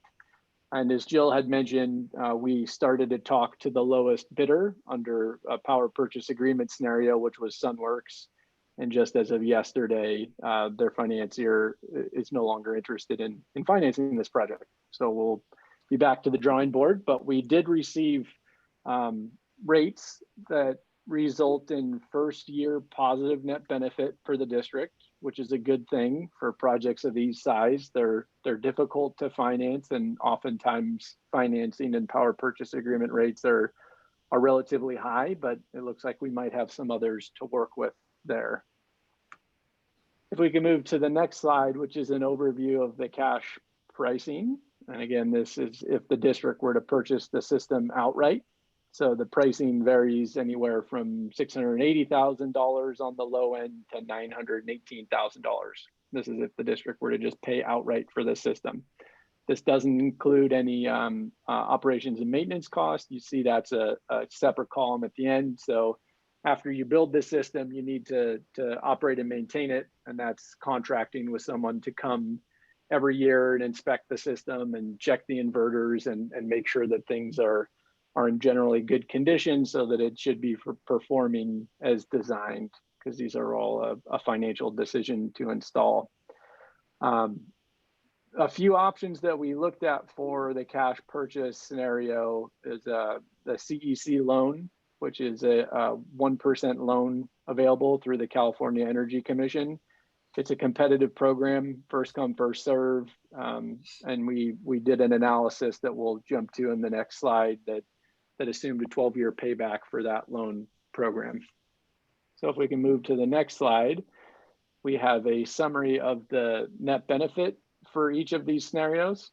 So what you're looking at here in this table, the top table is the first year net benefit, and the bottom table is the 25-year net benefit for the different scenarios that we looked at. The first one being a power purchase agreement scenario. Again, that's where the district just buys the electricity produced from the system. The second scenario being the California Energy Commission CEC 1% loan. Third scenario being a lease through the district's bank.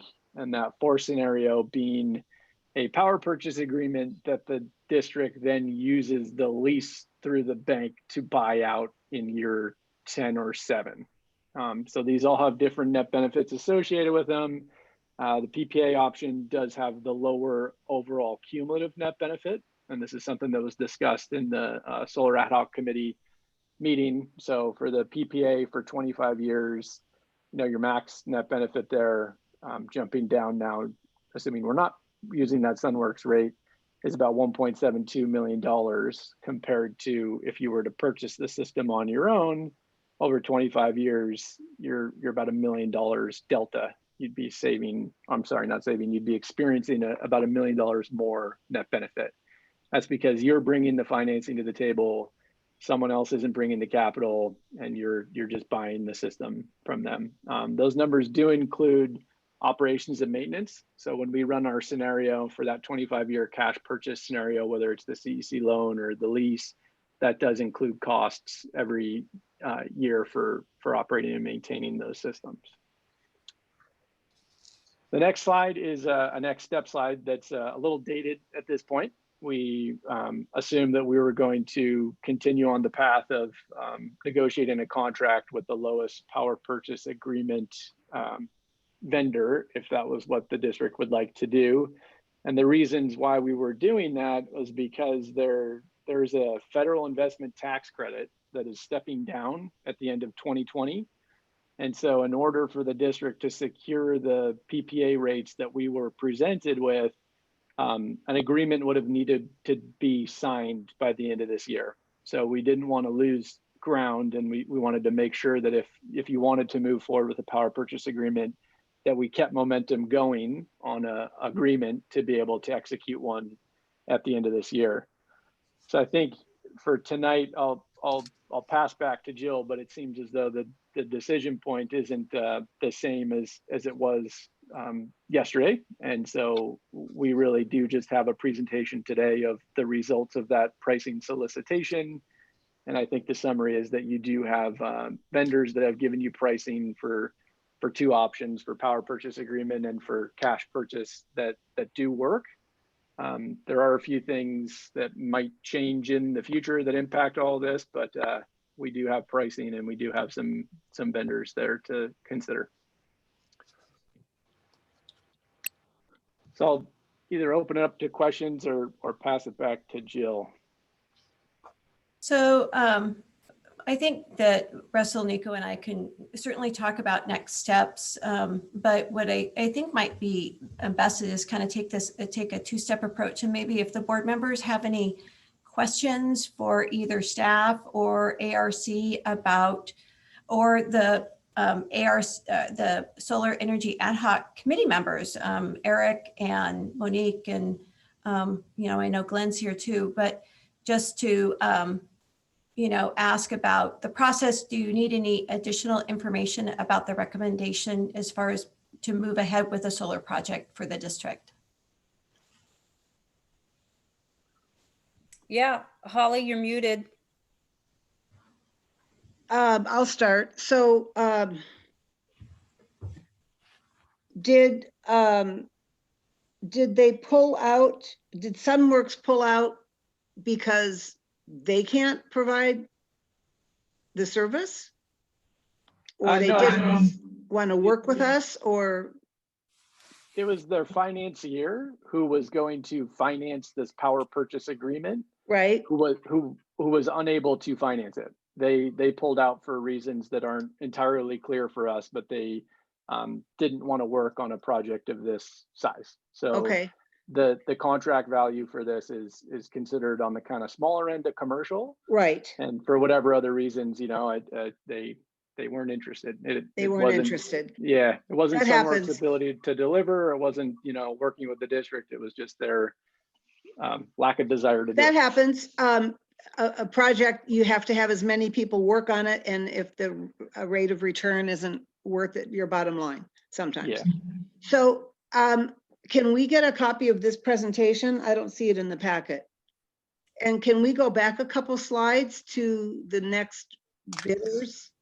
Is that a concept, Jill, that you would look at, or any of, and Russell and Nico, or any of the other contractors, a viable partner for us at this time? Oh, sure. Hi, this is Russell. I think they are, and what sort of remains to be seen is the impact of the step down of the federal investment tax credit on the PPA pricing we're seeing. So we need to engage the other vendors now in that conversation and see if we could either make it to the finish line, which seems like a heavy lift, right? That's a very quick turnaround. Or see what happens as we drift into 2021 and maybe do some additional exploration of the CEC loan, and then see where the PPA rates go, and then come back and bring you guys more information. I'd hate to lose that tax break.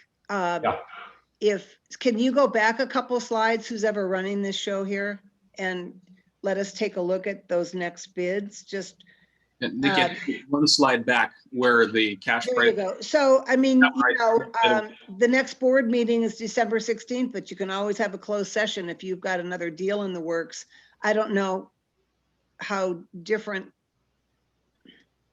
So I'll just point out something real quick, is that this was going to be done under Government Code 4217, where if you are to execute agreement, you do need to make a finding in a public, normally held meeting.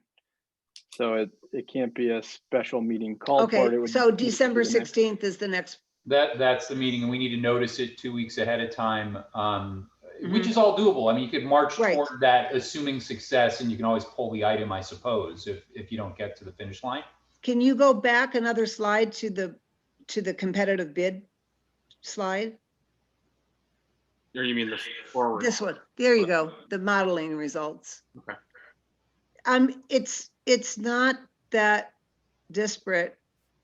Well, and again, to really clarify this slide, because sometimes we're throwing a lot of numbers at you. This is only bill savings, right? It doesn't account for costs at all. And so that is sort of the point of this slide, Director Morrison, that these systems are similarly sized, and so they save you a similar amount of money. Yeah, it's like the sod bill we just got, the turf bill. There's about a $30,000 disparity, delta, and it's big because we're a little district, but if you have to have sod for kids to play. So all the work that this ad hoc committee and the general manager and your team has put in, I would hate to see us not try to move forward with something before the end of the year to take advantage of that tax break. It's huge. So clarification there, Nico Russell, the tax break that we're talking about is the 26% that expires at the end of the year, correct? Correct. It tears down though, it doesn't disappear, correct? Right. Right, it goes to 22. 20 or something, yeah, Right. 20. So the factor in that becomes the PPA.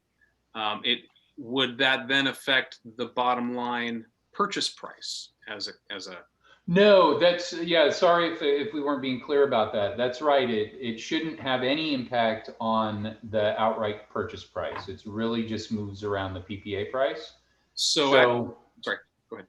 I was just gonna say, so, you know, the purchase option, you sort of have more time to figure out the pros and cons and whether or not that makes sense. The PPA option, the sooner you act, the better the PPA price is gonna Yeah. be. Right. I mean, that 4% over how many years, you know? Well, it's much harder to, I mean, we struggle, we deal with these kinds of, you know, contracts all the time. The financing of these systems under a power purchase agreement is very much a black box, and it's never shared with us in an explicit way. So we can't tell exactly what impact that 4% drop is going to have on the end pricing, in much the same way where it's unclear to us why Sunworks Financier pulled out. Right. They're doing their own voodoo back there, right? And something comes out the other side, and we see the implication. But it certainly has got to raise the price some. For them to have gone this far down the road, it's just crazy. We've never had that happen before on a project, You know, so I'm puzzled and not. It's upsetting. Yeah. Do you know which group did the Elks Club? I don't. And I don't either, Ellie. And the Elks project was pretty small, so I'm not sure if it was any of the companies that we see here. Yeah. I don't know. All right. So our objective tonight is to receive and file the solar ad hoc committee report out. Yeah. Do any of the other board members have questions about the ad hoc committee's recommendation to move forward with the project, or have questions regarding the different ways to finance projects or be an owner operator? Does anybody have any of those questions? Because we can vet those first and then we can talk about next steps. This Director Carlson, I don't have questions so much. As some of you know, I have a background in public finance, and as all of you know, the economy is completely fluid right now, so that opportunities that used to be opportunities are no longer, you know, so like you said, it's a bit of black box. And and you know, honestly, 2021 could be amazing. There, for some reason, there could be another reason that this could be financed in a different way. I do want to say that I do understand the risks of a cash option of paying for this in advance, basically, but I am really intrigued by the almost doubling in the long-term benefit. And I also understand there's issues with, you know, the district basically having to be responsible for the maintenance of the equipment. And that is out of our wheelhouse, but I'm still really intrigued with that option. So I really appreciate all the work that's been done on this. And I'm glad, you know, that we're going to continue to really seriously move forward with looking at what options we have. And personally, if by some miracle there was an option to take advantage of this tax break before the end of the year, I would personally be willing to and available to attend another public meeting, special public meeting closer to the end of the year. So thank you. So would I. And I appreciate you saying all that, Dr. Carlson, because that was part of our discussion in this and bringing it forward. And you saw that in the report. The PPA idea is kind of rose to the top for a majority, not for everybody, because of the stability and the reliability.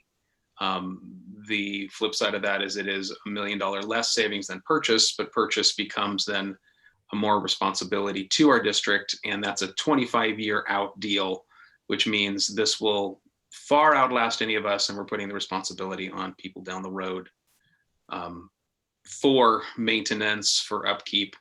I do want to make sure that you hear, because I would appreciate it from Nico and Russell last time. Nico and Russell, could you speak for just a moment on the difference in the district's responsibility between a PPA and then purchasing and owning? so that our directors are clear on that, because we'll be coming back for this, and I'd like for that to be in their consideration. Sure. Nico, you want me to make an attempt? Yeah, go And then for you it. can tell them the real scoop. It really centers on who has ownership of the asset and therefore really takes the risk on the long-term performance of the system. And so if a third party owns the asset, which would be the case under a power purchase agreement, they literally don't get paid. They don't get any revenue unless that system is generating energy. And so that's the nature of the lower risk in that kind of deal. And these deals are written for 20 or 25 years. And so they will be doing these pro formas and cash flows that go out that long to make their investment work. And they're not going anywhere in year 12 or year 15 or year 17 because they need that revenue to make the project work for them. When you own the asset, particularly as a public agency, the dynamic of course flips, and you need to be sure that that system is producing as expected, as consistent with the kinds of numbers people like us show you in board meetings. Otherwise, you won't see the savings in your utility bill to cover the debt service on the system, which you will be paying regardless of whether or not that system produces any energy. Now, there are lots of strategies for mitigating that ownership risk, and we will help you with those, including hiring a third party to do the maintenance and setting you up with monitoring systems and all that kind of stuff so that you can see what's going on. But the bottom line is, it's an organizational responsibility for you all that somebody has to stay on top of for a long, long time, or you run the risk of it being a financially negative project. One other difference that I wanted to mention earlier and I forgot is that when we come back, and presumably we'll be looking at some more detailed cash flows and things, but before actually asking for anyone to make a decision, one thing you'll notice is on a purchase project, the cash flow tends to be a lot tighter or even negative in the early years compared to a power purchase agreement, because you're typically financing over a period of less than the full 25-year life of the system. So the CEC loan in particular, the California Energy Commission writes those loan terms to match the simple payback calculation on the system. And so you will have a loan term somewhere between 12 and 17 years on that loan.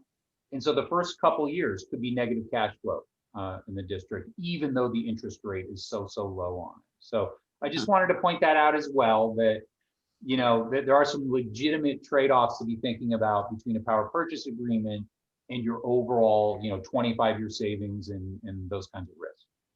Just quick interjection. Nikki, could you move forward? It's one or two slides that shows that data while they're talking about it. Yeah, just to clarify, I think we've still got a first year positive net benefit for the CEC loan scenarios. So that means that you've also received good cash pricing for cash purchase. I'm sorry, there's another one that shows. I think it's slide 6. There it is, right there. Yeah, the lease had the negative first year cash flow. Yeah. But that was, what was the term of that lease? It was 7 years. That explains that, right? That's a very short financing. Yeah, it was also a higher interest rate, 2.96.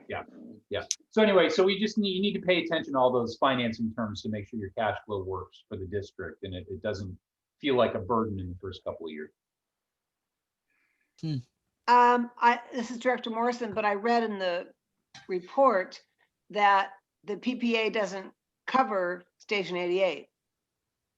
That's right. Yeah. So they didn't propose, or at least Sunworks. With Sunworks, is that for all of them or just Sunworks?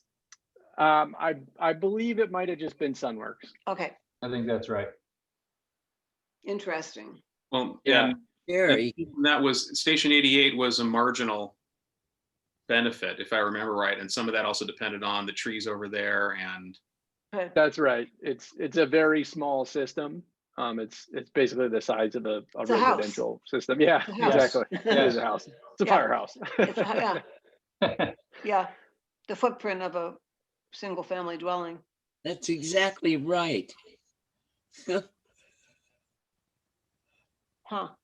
So, like I said, this is like breaking news, having Sunworks back, choose not to move ahead with the project. And I will say that ARC and staff are regrouping at this point.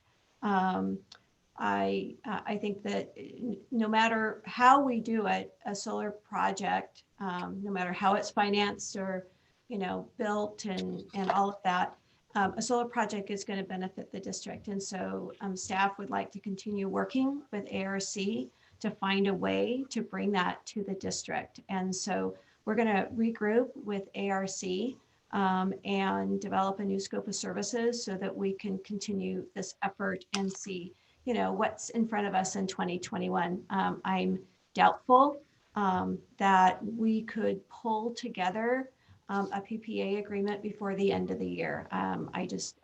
We have not been talking actively to these others, and I wouldn't, Nico and Russell can chime in, but I think that our conversation earlier today was just to simply regroup, take a look at all of our options, and move forward from there. So we'll be coming back to you with a new scope of services for ARC so we can continue this effort.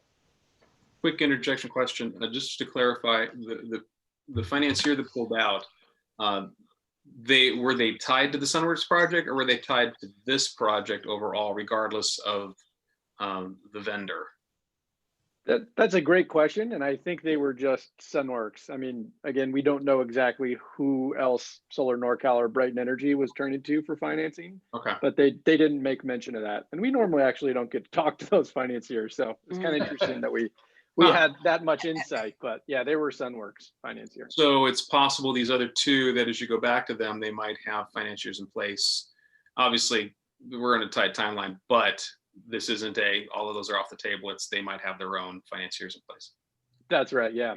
Okay. And envision the financiers in the Harry Potter movies, right? Oh no, please. In their black suits and sitting in caves, And can we get a copy of this presentation? Yeah, Holly, whenever there's a presentation provided to the board of directors or a handout or any of that, we always update our agenda packets, and it's posted on the website. Oh, great. So. Okay, great. This is disappointing, but I would love to see the board move forward in the next 4 weeks. Yeah, I'll just. Do we open this now? Are there any other conversation? This is Director Carlson. I just wanted to add, I don't know if this is relevant or not, but the Sacramento Business Journal said that 2 days ago, Sunworks, solar installer Sunworks $14.1 million sale fails to win shareholder approval. So it sounds like they were going to be sold to a Vermont company and something fell apart. So I'm kind of guessing this has something to do with money. that. It's all about money, and they couldn't commit. They couldn't commit on their bottom line. You just can't if you don't have funding. True. Director Scobie, I don't know if there's more discussion here, if we want to put this out to the public for input at this point, or. Well, I was hoping you guys were ready for that. Everyone's asked their questions and ready to go out to public comment. Okay, great. And let's see. I know we have 3 attendees. If anybody would like to make a comment, please raise your hand. One of the attendees is Glenn. He was on our committee, and I also would like to thank him for his insight. He brought very intelligent man and brought a lot of insight for our committee. So I don't see anyone raising their hand though. No. Oh, there we go. I talked Glenn into it. All right, let's go ahead and hear from Glenn. Go ahead. I had to swallow my tea before I could raise my hand. It's kind of disappointing about Sunworks, but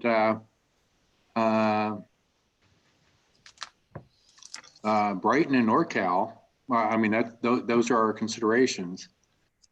And PPA, I guess the question I have is, Do you really think we couldn't pull off a PPA before the end of the year? Is that, what are the stumbling blocks? You know, if we can all agree on. Yeah, I'll take a swing at that. In our company, I'm usually the lucky one who gets to negotiate most of these things, and that's just it. It's about, you know, agreement on the terms. And you know, if one of these companies put a PPA forward that was not completely tilted to their benefit, there was a good agreement as far as the district was concerned, it could happen very quickly. There's not a lot of technical work that needs to be done, but oftentimes they don't start that way. And we need to make sure we have enough time to make sure that the district's interests are protected in that agreement, particularly given the nature of these deals where a fair amount of due diligence on the project is done after signatures are on that agreement. We need to be sure that if things pop up that change the cost overly much and therefore the savings to you, that you have the rights you need to get out of that agreement without a lot of liability and those kinds of things. So we just need to, it takes some looking at. So it could go very quickly, but you know, they could also submit an agreement that we know within hours of looking at it, this is going to take a long time. Would you guess the odds are kind of against it though? Yeah, I would. The PPA agreements tend not to happen quite as fast as we're talking about, even in the best scenario. Yeah, afraid to say. So, Russell, if I can add something to that too, I think the first step is going to be to talk to both of those vendors and figure out what they would need to secure the 2020 ITC. So there is a chance that they would be comfortable with moving forward with good progress in negotiations, but not an agreement signed.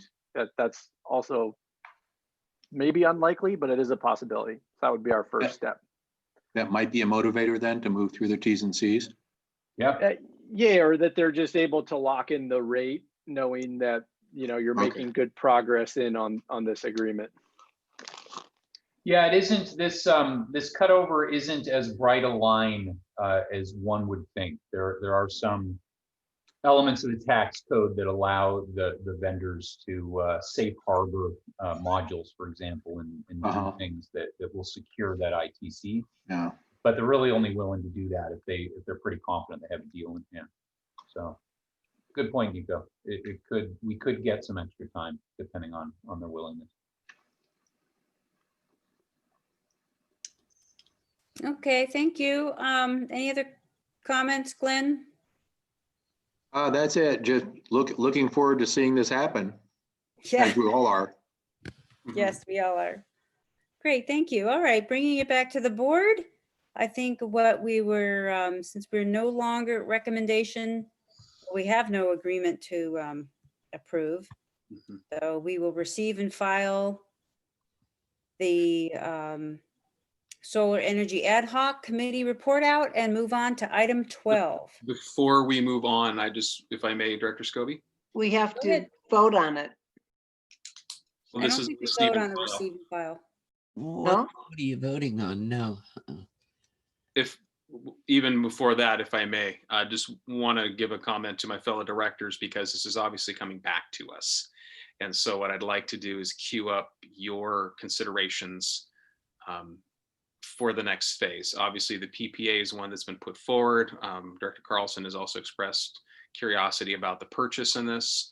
So what I would ask my fellow directors to consider between now and the next time we talk about this is to look at this report, consider what it would be if we were to get a PPA versus a purchase, the long-term liability to the district for both of those, the long-term benefit, look at the possibilities as well as ask anybody on the ad hoc committee and the general manager just for input on that.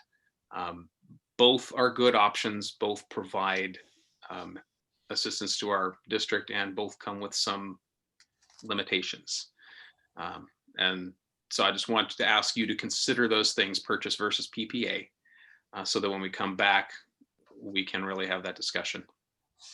And I think within that, the purchase, Director Carlson, because you had mentioned that, is to think about what we would be asking our district to do for the next 25 years.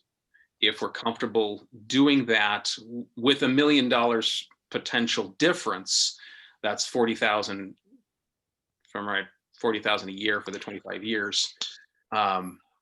If that would cover what we need to do to have higher level of maintenance, to have higher level of responsibility on staff, if it's worth that, or if we think we might come under that and we would still realize an even greater benefit. Right. The other thing that I will throw out there for your consideration is, because if you look at the Brighton price for purchase, it's significantly less than the Solar Works. The production is a little less, but the price is less. And the overall benefit, like you were saying, Director Morrison, isn't that different. The overall benefit between both a PPA and a purchase is pretty similar. So just ask you to look at that and just think about it. Bring that in your considerations back next time. That's all. Great, thank you. And I guess I really should confirm, Jill, we don't vote on a receive and file, right? Well, I kick that to Jason. I don't think so, but Jason?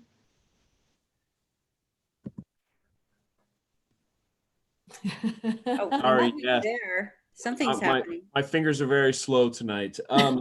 There's no reason that you can't take a motion in order to receive and file it, but it is not required. Okay, well then, how do you guys want to proceed? If there's somebody who wants to vote, that's fine, but I'm fine to receive and file and move forward. Fine. Yeah. One last thank you to Nico and Russell for joining us tonight and hanging in there for this meeting. I appreciate you joining us tonight. Thank you. Thank you very much. Thank you, guys. Thank you. Thanks for your time. Happy to be here. Yeah. Okay, and our next item, number 12, receive and file fiscal year 2020-21 first quarter financial status report. And I believe that's going to be Vicki kicking us off, or Jill. Vicki is going to kick us off, but we can give Vicki a big thank you for all of her work on this. While she queues up. Guys, this is the first quarter of the financial status of the district. I want to kind of remind everybody that the first quarter is just a slice of information for the full year. So you're going to see some anomalies in the first quarter, revenues that are slowly coming in, one-time expenditures that look like they're way overspent, things like that. So sometimes, usually after the second quarter, you can do a much better job of evaluating really where you're at. Or do a better job with some analysis. I want to say that there is some good news. The first quarter comparison from 1920 to 2021 shows that we're on target. And in fact, in 2021, our performance is better. Our revenues are higher and our expenditures are higher, or lower, excuse me, they're lower. But again, there's the effect of the one-time expenditures and the lag of revenues coming in because it's only the first quarter. I also want to point out that there are 4 expenditure accounts that really stick out because of these one-time payments. CalPERS unfunded liability, that's paid in one payment at the beginning of the year. We get some savings if we pay it in one payment. So it's a fiscally responsible issue. Workers' comp, you pay for that at the beginning of the year, but at the end of the year, you get an opportunity to reconcile that amount. And you either have to pay more or you get money back. This year, when I reconciled the workers' comp, we got $10,000 back. So even though it looks well over expended, it's because of the one-time expenditure. Insurance works the same way. You pay for it in July, but you really don't have any other expenditures to cover unless you have some deductibles because of some accident or vandalism or whatever. I also want to point out that this report does not take into consideration the CAL FIRE contract payment for the first quarter. So you're not going to see that activity. And again, it kind of skews the numbers. COVID,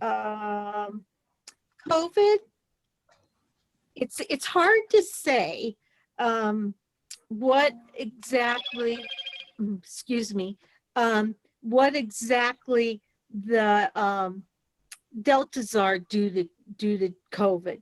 There's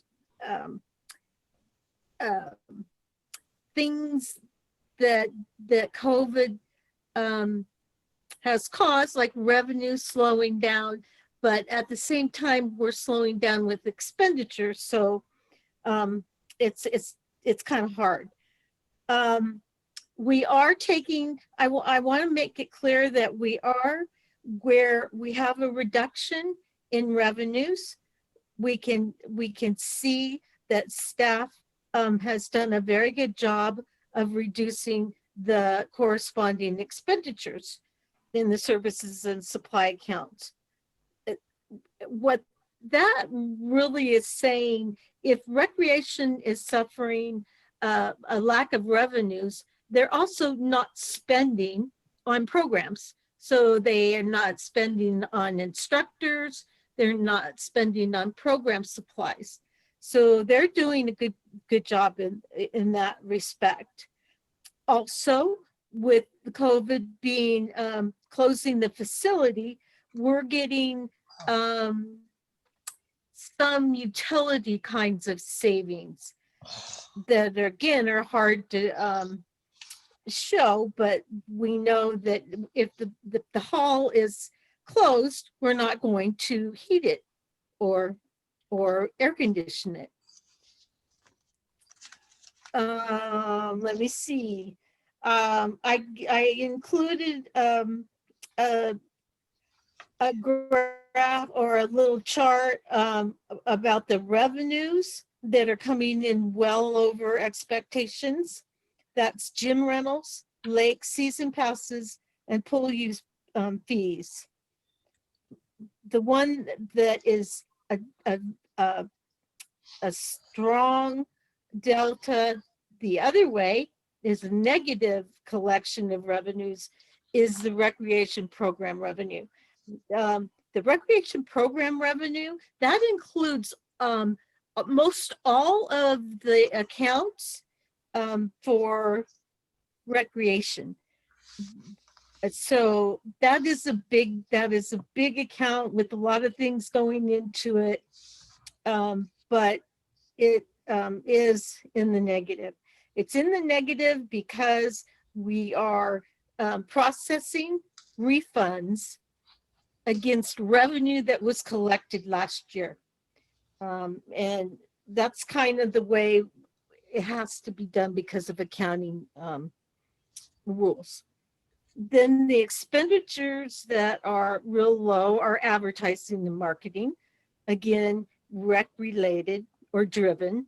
Instructor payments, rec driven, and program supply costs, rec driven. So you're going to see those kinds of trade-offs. I want to tell you that we are implementing short-term strategies to respond to COVID. And those tasks and strategies include, we're getting a FEMA request payment for expenses through August of 2020. The district received the allocated CARES funding of almost $7,000. Full-time staff furloughs continue in recreation. Winter furloughs are being considered for additional departments. We're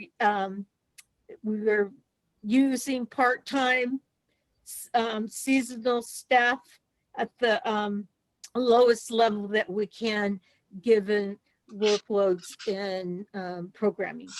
Cost savings and utilities associated with the assembly hall and classrooms not being rented. And then, of course, we are doing our best to limit purchases to only those essential items and in all departments. The result of all of this is that, again, given the timing of the first quarter, you need to take a lot of these factors into consideration. So I would caution you not to dwell too long on the results at this point, but those are the highlights. Again, it looks like, given that we're experiencing the same rate of revenue collection and expenditures as last year for the same period, that is a positive indicator. But there are things, again, there's nuances that would need to have to be teased out to really know the picture at this point. So given that, I am ready for any questions that you may have. All right, board, any questions for Vicki? Yeah, this is Director Carlson. Thank you for the presentation and the, some of the painful cuts that staff are enduring. I'm wondering, do you think that with the craziness in the housing market, do you think that it's possible that property taxes could actually increase and therefore increase our revenue in the coming year? That'd be awesome. I would anticipate, because of all of the stuff that is going on right now in this climate, that we may see some reevaluations in reducing property taxes. Yes, the housing market is very tight, and there's a lot of movement going on, but perhaps we're not getting the movement that we would get in a normal environment, and we're kind of stagnant as far as real estate goes. So, I would take it back and forth and back and forth. It can be considered either way. Yeah. And probably you can make an argument for either way. I mean, and I certainly wouldn't want to, but I do bank on it. That's for sure. There you go. I wouldn't want to bank on it. Yeah. And, but it's certainly the whole environment right now, it can have an effect on your property taxes. I haven't seen it yet, but I haven't got a first quarter payment. The payments come in January, March, January, April, and August. So we're not going to know a whole lot about that unless I get a specific indicator that we are changing, the real estate is changing, whether it's changing up or changing down. Right now, like I said, it could go either way. Okay, thank you. You're welcome. Any other comments from the board? Yeah, I've got a couple questions. Let's see here. On the second page of attachment 12A, just some inquiries on the expenditures for item 5345, building maintenance. We're already at 50%.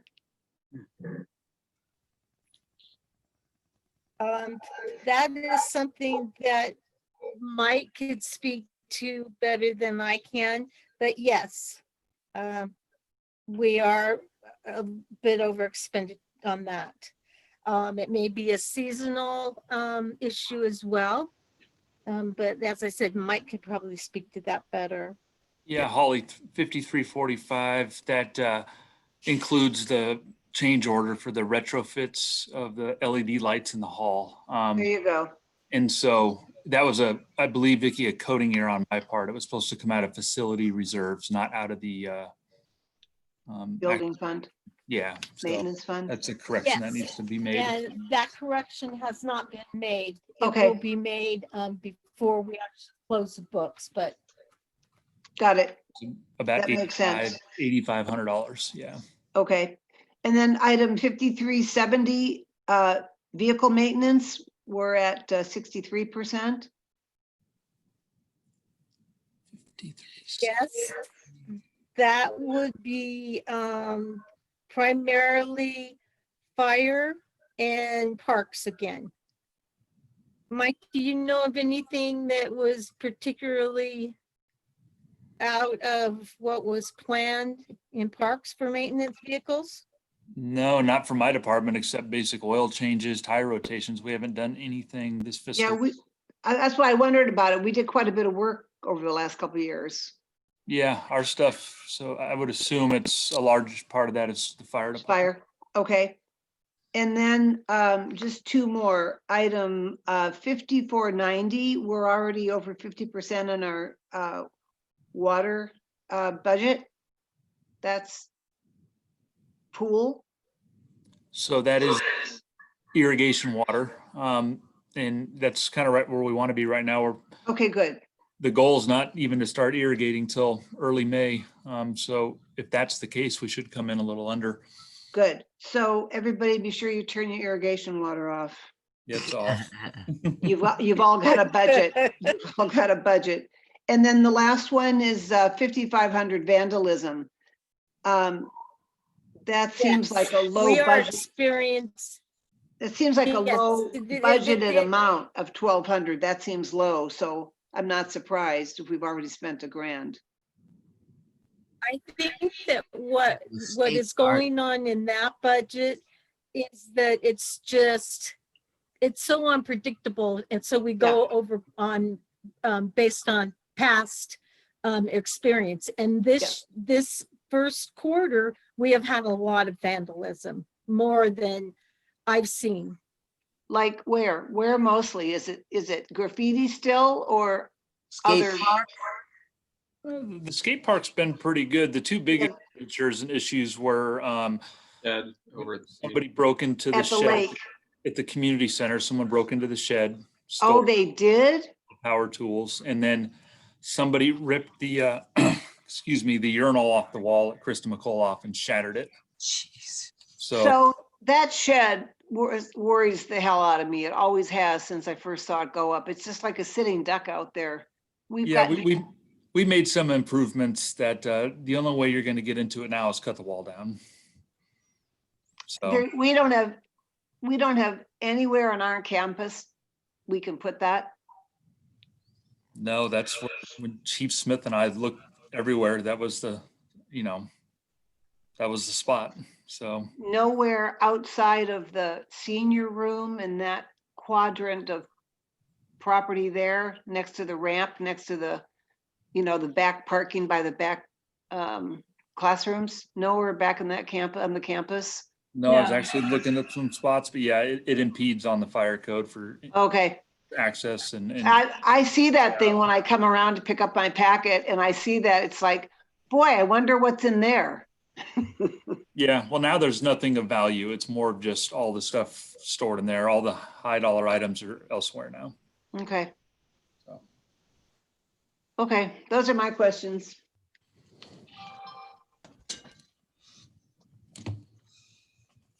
Thank you.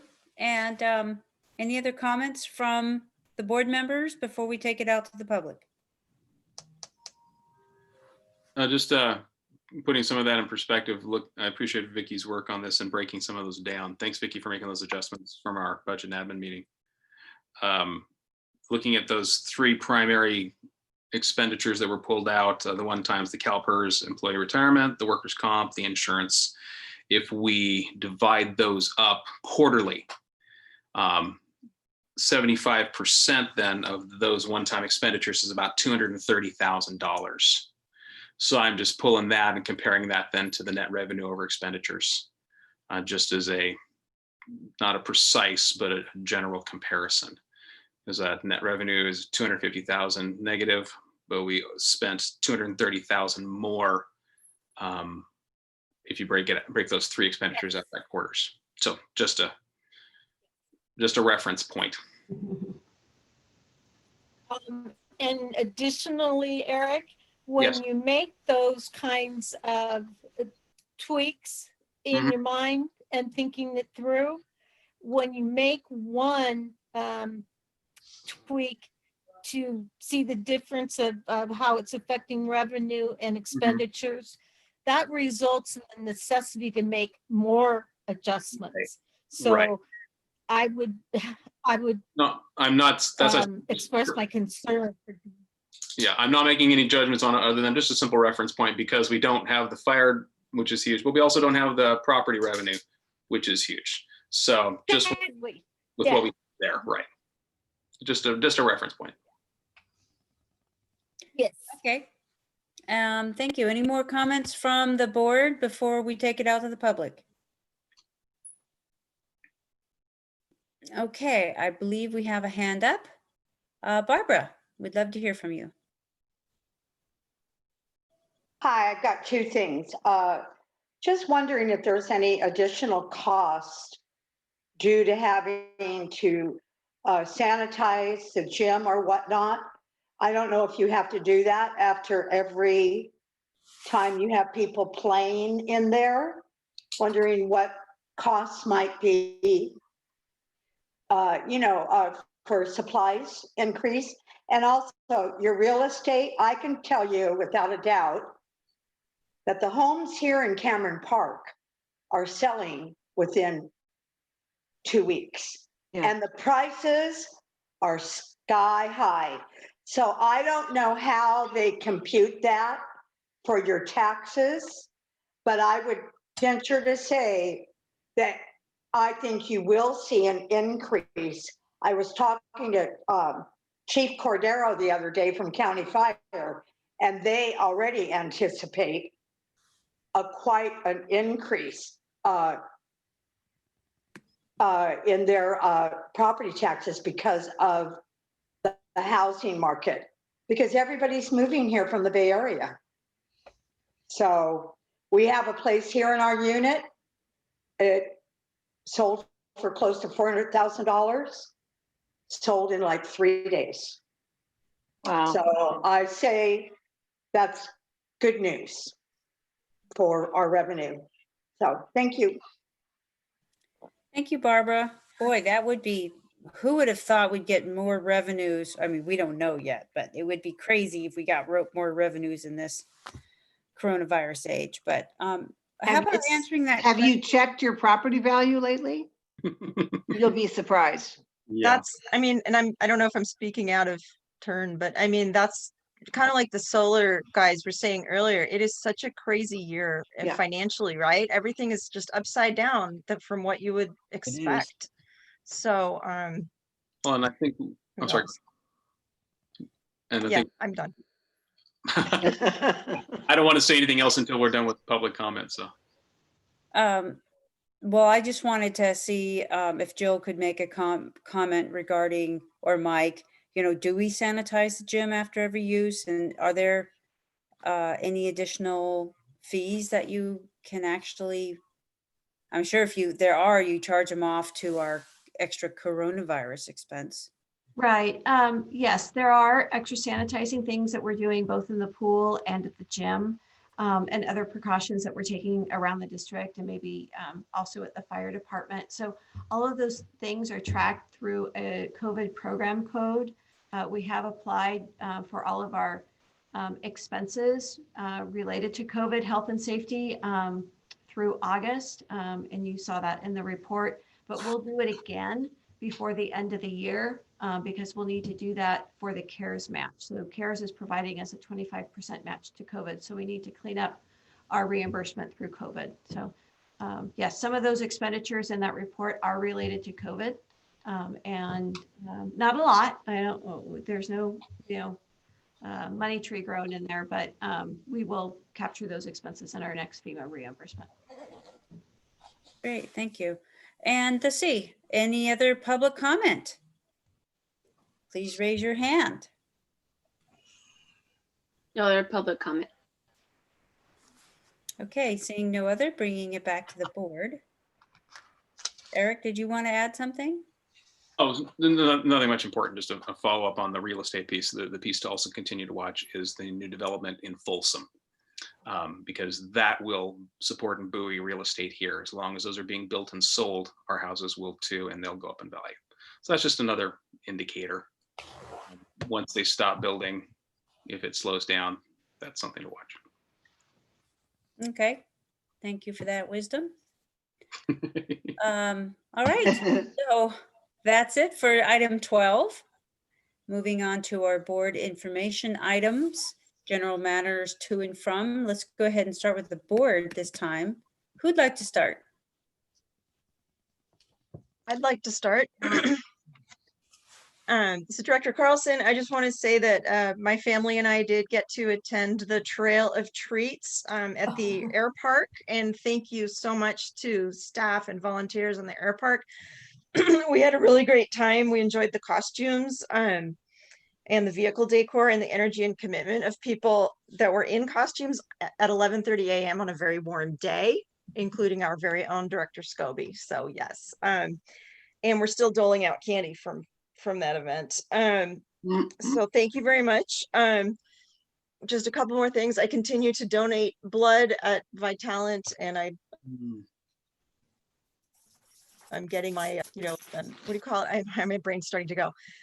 Whether I've ever had COVID test, antibody test. So far, so negative. But speaking of, because if you donate blood, you get an antibody test. And as some of you know, I'm working case investigating and contact tracing COVID cases in Santa Clara County, and this past week has been just completely insane. The number of calls, a number of people that are either COVID positive, and you all know this from the news, but just my own view of the workload it's just astounding. And I know as Barbara brought up, we just, for the first time, our county is now in the purple tier. And I empathize and sympathize with everybody for not doing everything perfectly that we're supposed to do. But I'm just going to continue to encourage us all to try to do what we're supposed to do to stop the spread. And right now the spread is happening in households. One person will get it and then spread it to the others in their household. So please be careful, and I'm glad we're doing Zoom meetings. So thank you, fun Halloween, and let's all continue to stay home. Thank you. Thanks, Felicity. Who'd like to go next? I know, going back to what Director Carlson said, today, most of you know I live in a senior park. There's 170 units. We were notified that today and tomorrow were the last 2 days that the clubhouse would be open at all. To anyone who lives there, to people who work there, it will be closed until we're out of, what is it? Purple, I think it is. Purple. that phase. And there's a lot of seniors who are having a cow over it. Mhm. Yeah, being a purple is terrible. Yeah. It's really terrible. So I, along with, I think, Vicky and Felicity and Monique finished our CSDA training. Did you guys get your diploma in the mail? In the mail? Yeah. No, I need to follow up with them. I downloaded mine. I got it over the email. I should go get it. It's in I did on email, yes. It's in the other room. I got a hard copy in a whole diploma case, like graduating from high school.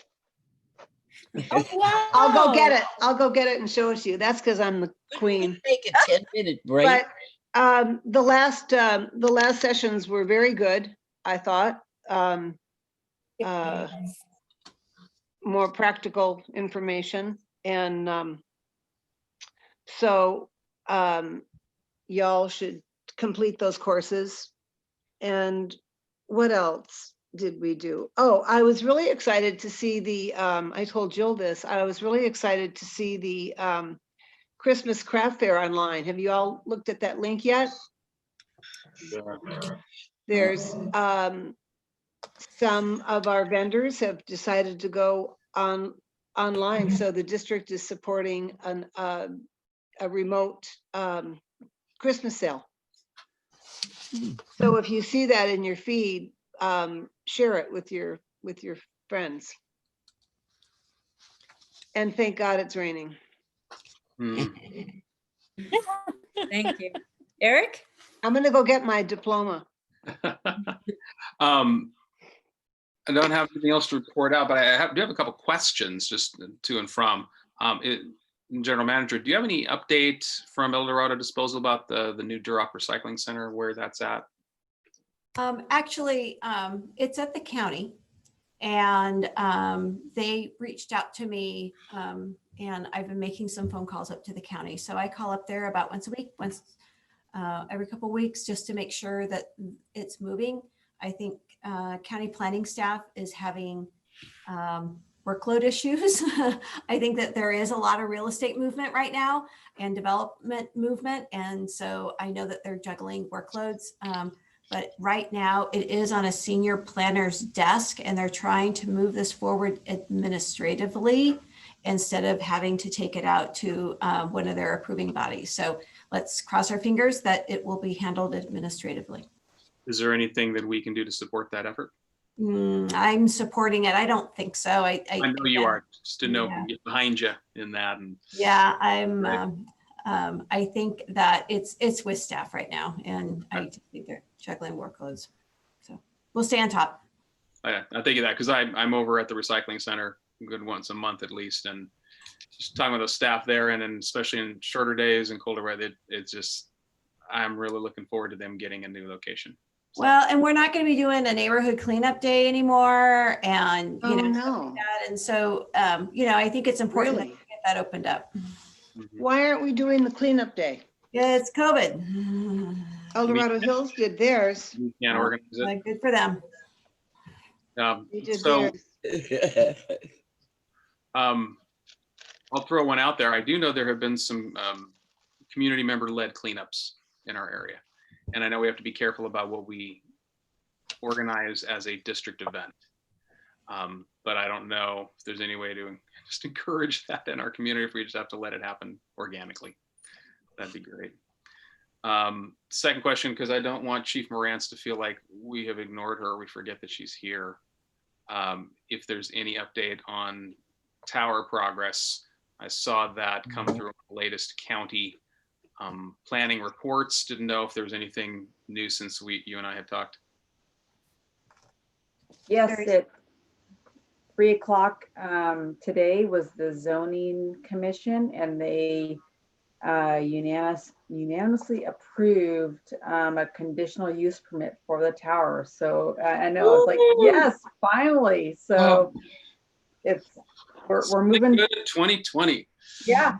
So the redwoods arrived at the station, the redwood trees, and they're gonna put those in. They got irrigation on them. They're gonna get those put in, and so now I'm gonna call, you know, the vendor who does the foundation and actually does the installation. I'll call him tomorrow and see where we go from here. Great. Thank you for that. That's encouraging. And we have an announcement about our chief. Yes. Oh, Chief yeah. Lindgren. He's retiring. He's Yeah, leaving so the district. Chief Lindgren is retiring on December 4th.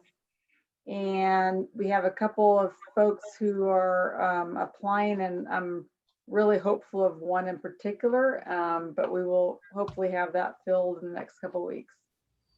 You're not applying?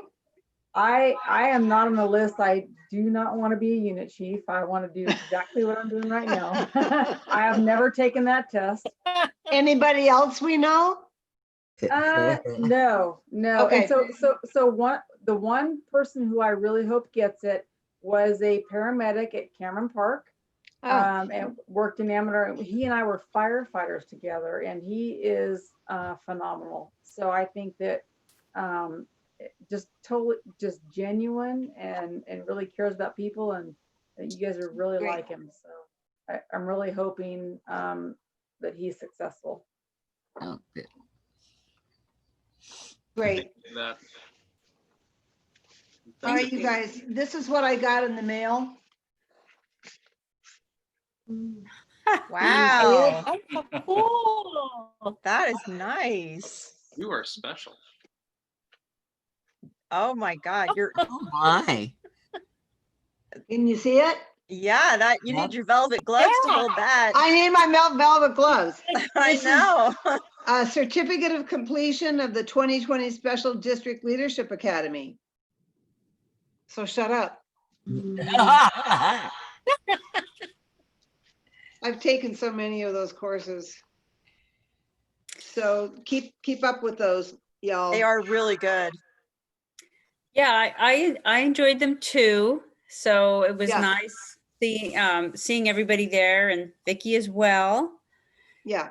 I haven't gotten that in the mail. I really hope I don't, because I don't know what I'd do with it.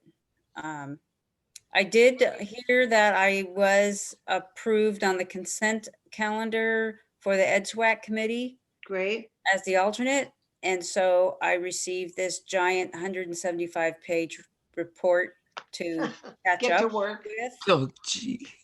So yeah, I'm going through those. You're welcome. Yeah. And then I wanted to know if anyone saw the awesome picture of the river otters in the Mountain Democrat. Those were taken by my husband because we saw them out there. They were super cool. Oh, I have to look that up. Yeah. The river otters. I mean, it's amazing because they were completely out of the water. You could see their tail and everything. And there's two, not just one.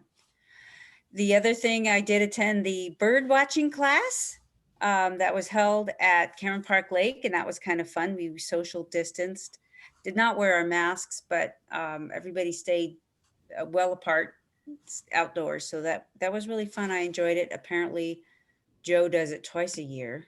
And I did see a bird I'd never seen before at the lake. So that was kind of cool. That's cool. And then I was also at the Trailer Treats and saw Felicity there and a bunch of other youngsters. It was kind of funny. It was hot. That was a good comment. Not used to being hot in the daylight trick-or-treating, but it was still fun. I enjoyed it a lot. I dressed up, had big hair, big purple hair.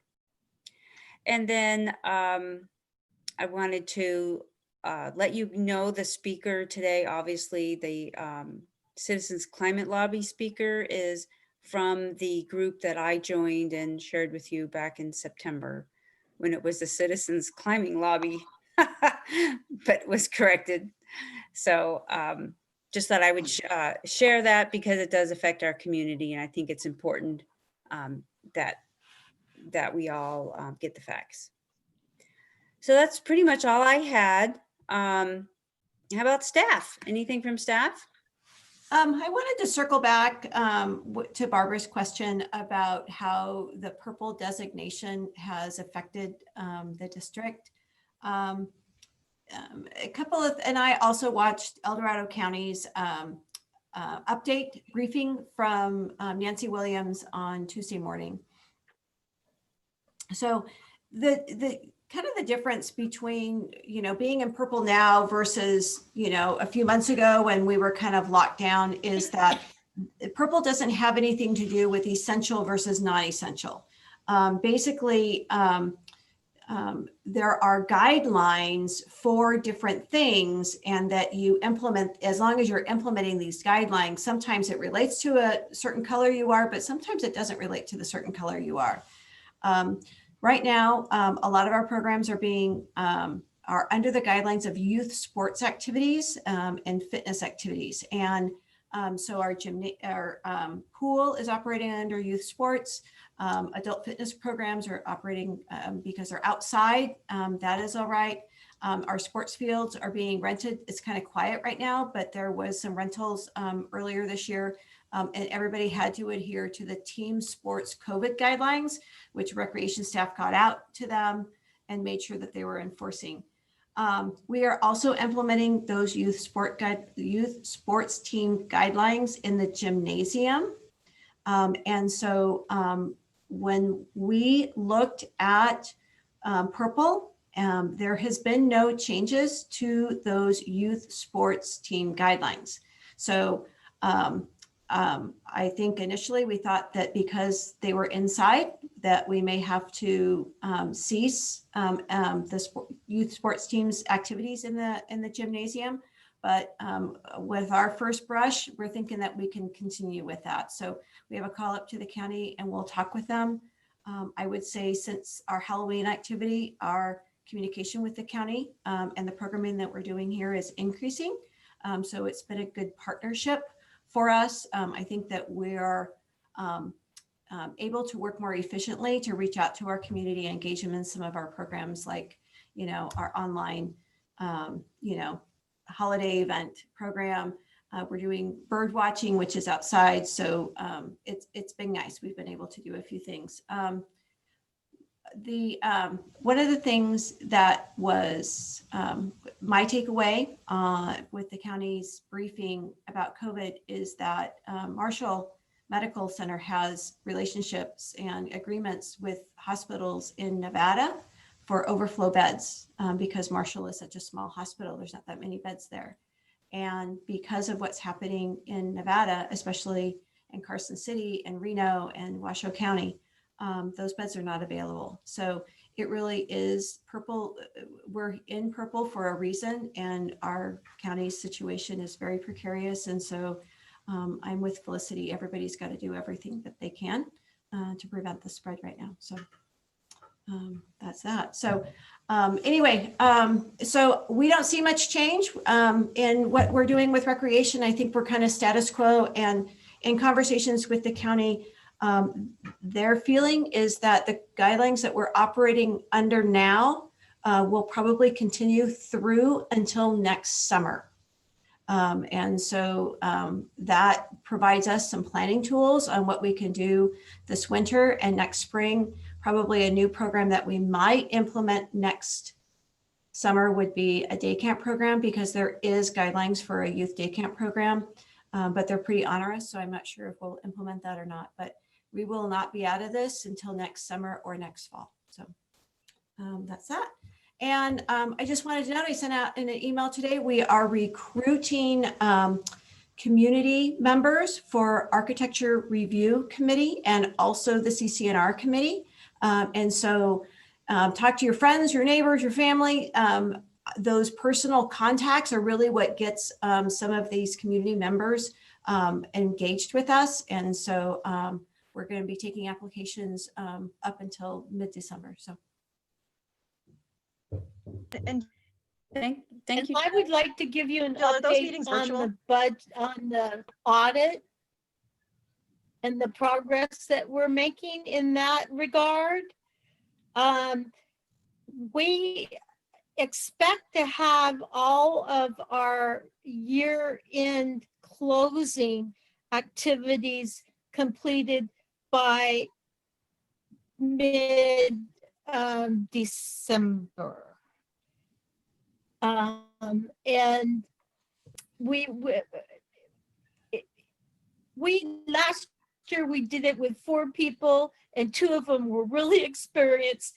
And now we're trying to squeeze the stuff in between other workload. And so it's a little bit more of it. It's taking us a little bit longer than it would normally take us. It's our first year by ourselves. And so, but I'm anticipating that we will start the audit also in mid-December. So we should be able to get the audit completed in January and then a report out in February. That's what those are my goals. So I just wanted to let you guys know that. Okay. And Vicky's working for a pre-audit year-end report to the board in December.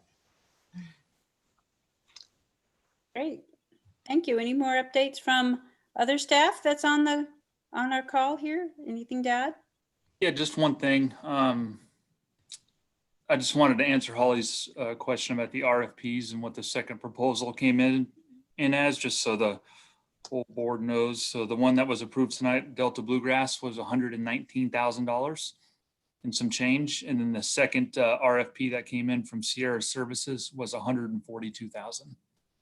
So about a 20% difference. For the same service? Same service, yeah. Yep. Okay, thank you. I just had a quick question for our required ethics compliance training. That's every 2 years. So Nikki, will you be letting us know which of us as board members need to take that? Based on what has been provided to me, I can give you the last date that I have. Yeah. That's something that usually gets done at the beginning of the year, of when a note would come out from the admin of what, when you need to take, it's like the software for your dog going to the vet. At the bottom, it gives you the date that it's ending. So, or how long your certificate is valid and who needs to take what. That would be helpful. That'd be great. Thank you. No problem. Okay, so any other comments, matters to and from board and staff? Yeah, do you want to ask people to submit committee requests by the December meeting? Or by January? Are you going to ask in December? We'll get that information out to you later, Holly, and the rest of the, not you, but the rest of the board members. Usually people, you put it out there to start thinking about it. Okay, moving on. Holly, you're up next, LAFCO. Okay, so let me get my agenda here. Okay, so we reviewed the, once again, the MSR, the Municipal Service Review and Sphere of Influence update for El Dorado Hills CSD, which I've spoken about over the last couple months. Big project. And we also,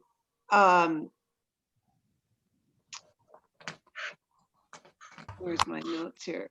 We also completed our review of our executive director, Jose Enrique, and gave him our comments and his direction for the next year. And then we had a study group on the sphere of influence for the El Dorado Irrigation District. And you can imagine how much fun that was. And that was the meeting. Great. Thank you. Talking about snowpack, right? Yeah. Okay, thank you for that, Holly, update. Moving on to our committee reports. Budget and admin, I believe that's Eric. That would be me. Most of our work from this last meeting you saw, which would be the first quarter budget actuals. One other piece that we discussed that will be coming forward later for further discussion is the SB 1383 pilot program. This is the new law that goes into effect here in California regarding organic waste. And we had been talking in committee with El Dorado Disposal. They would bring in the contract and all that forward. This is coming up. And so the proposal was made to begin pilot programs in our community. So we're looking at identifying neighborhoods in the community that would be best used to pilot how we will collect this, so that when it's time to comply with the state law, that El Dorado Disposal and our community are ready to go. And I'm really grateful that they're working on that to get both the process ready and our community primed for what the requirements for that will be. So I'm pleased with the process. That'll start in the spring, I believe, General Manager, right, of this next year, where they'll start implementing that on a small area. So as that updates of that come back to us, we'll let you know. That was it for budget and admin. Great, thank you, Eric. CC&Rs. Which one of you ladies want to take that? Holly, do you want to do that this one? I hadn't, Or I can do it if you like. hold on. I can do it. We can both do it. So Jim is moving forward.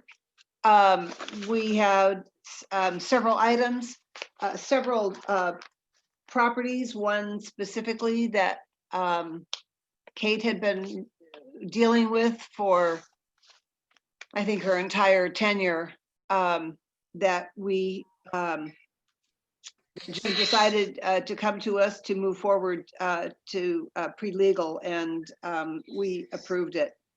So I think I'm very excited for the work that he's doing.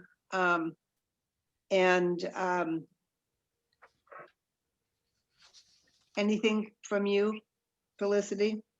Yeah, I just want to add that it sounds like we're building or potentially rebuilding bridges with other entities who have some authority over properties in Cameron Park, and I think it's really beneficial to be doing that, with whether it's Waste Connections or the Air Park or folks at the county. So I think this is really, it's good to remember that we're not working all by ourselves. So I'm excited about that, and continuing also to do our best to educate our residents in advance of just penalizing residents. So, yep.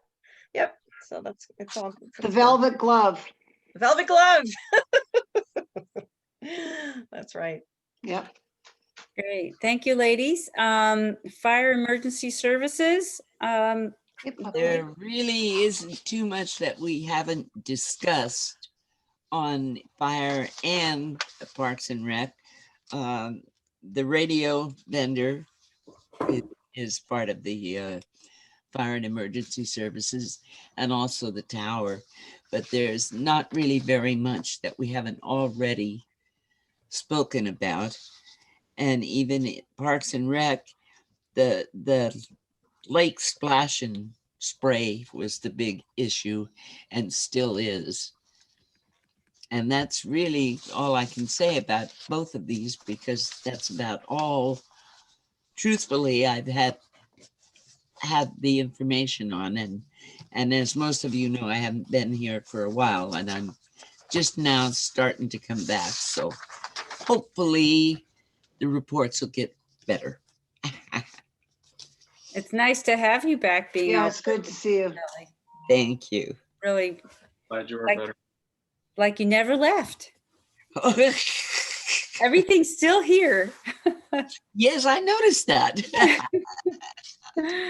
All right. Okay, I guess that is completes up our item 15, our committee reports. And at this point, we'd be convening to closed session. First, we would take public comment.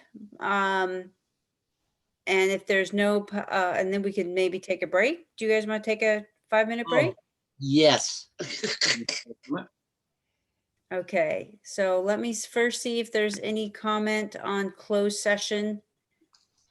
And then we can take a break so they don't have to wait. Okay.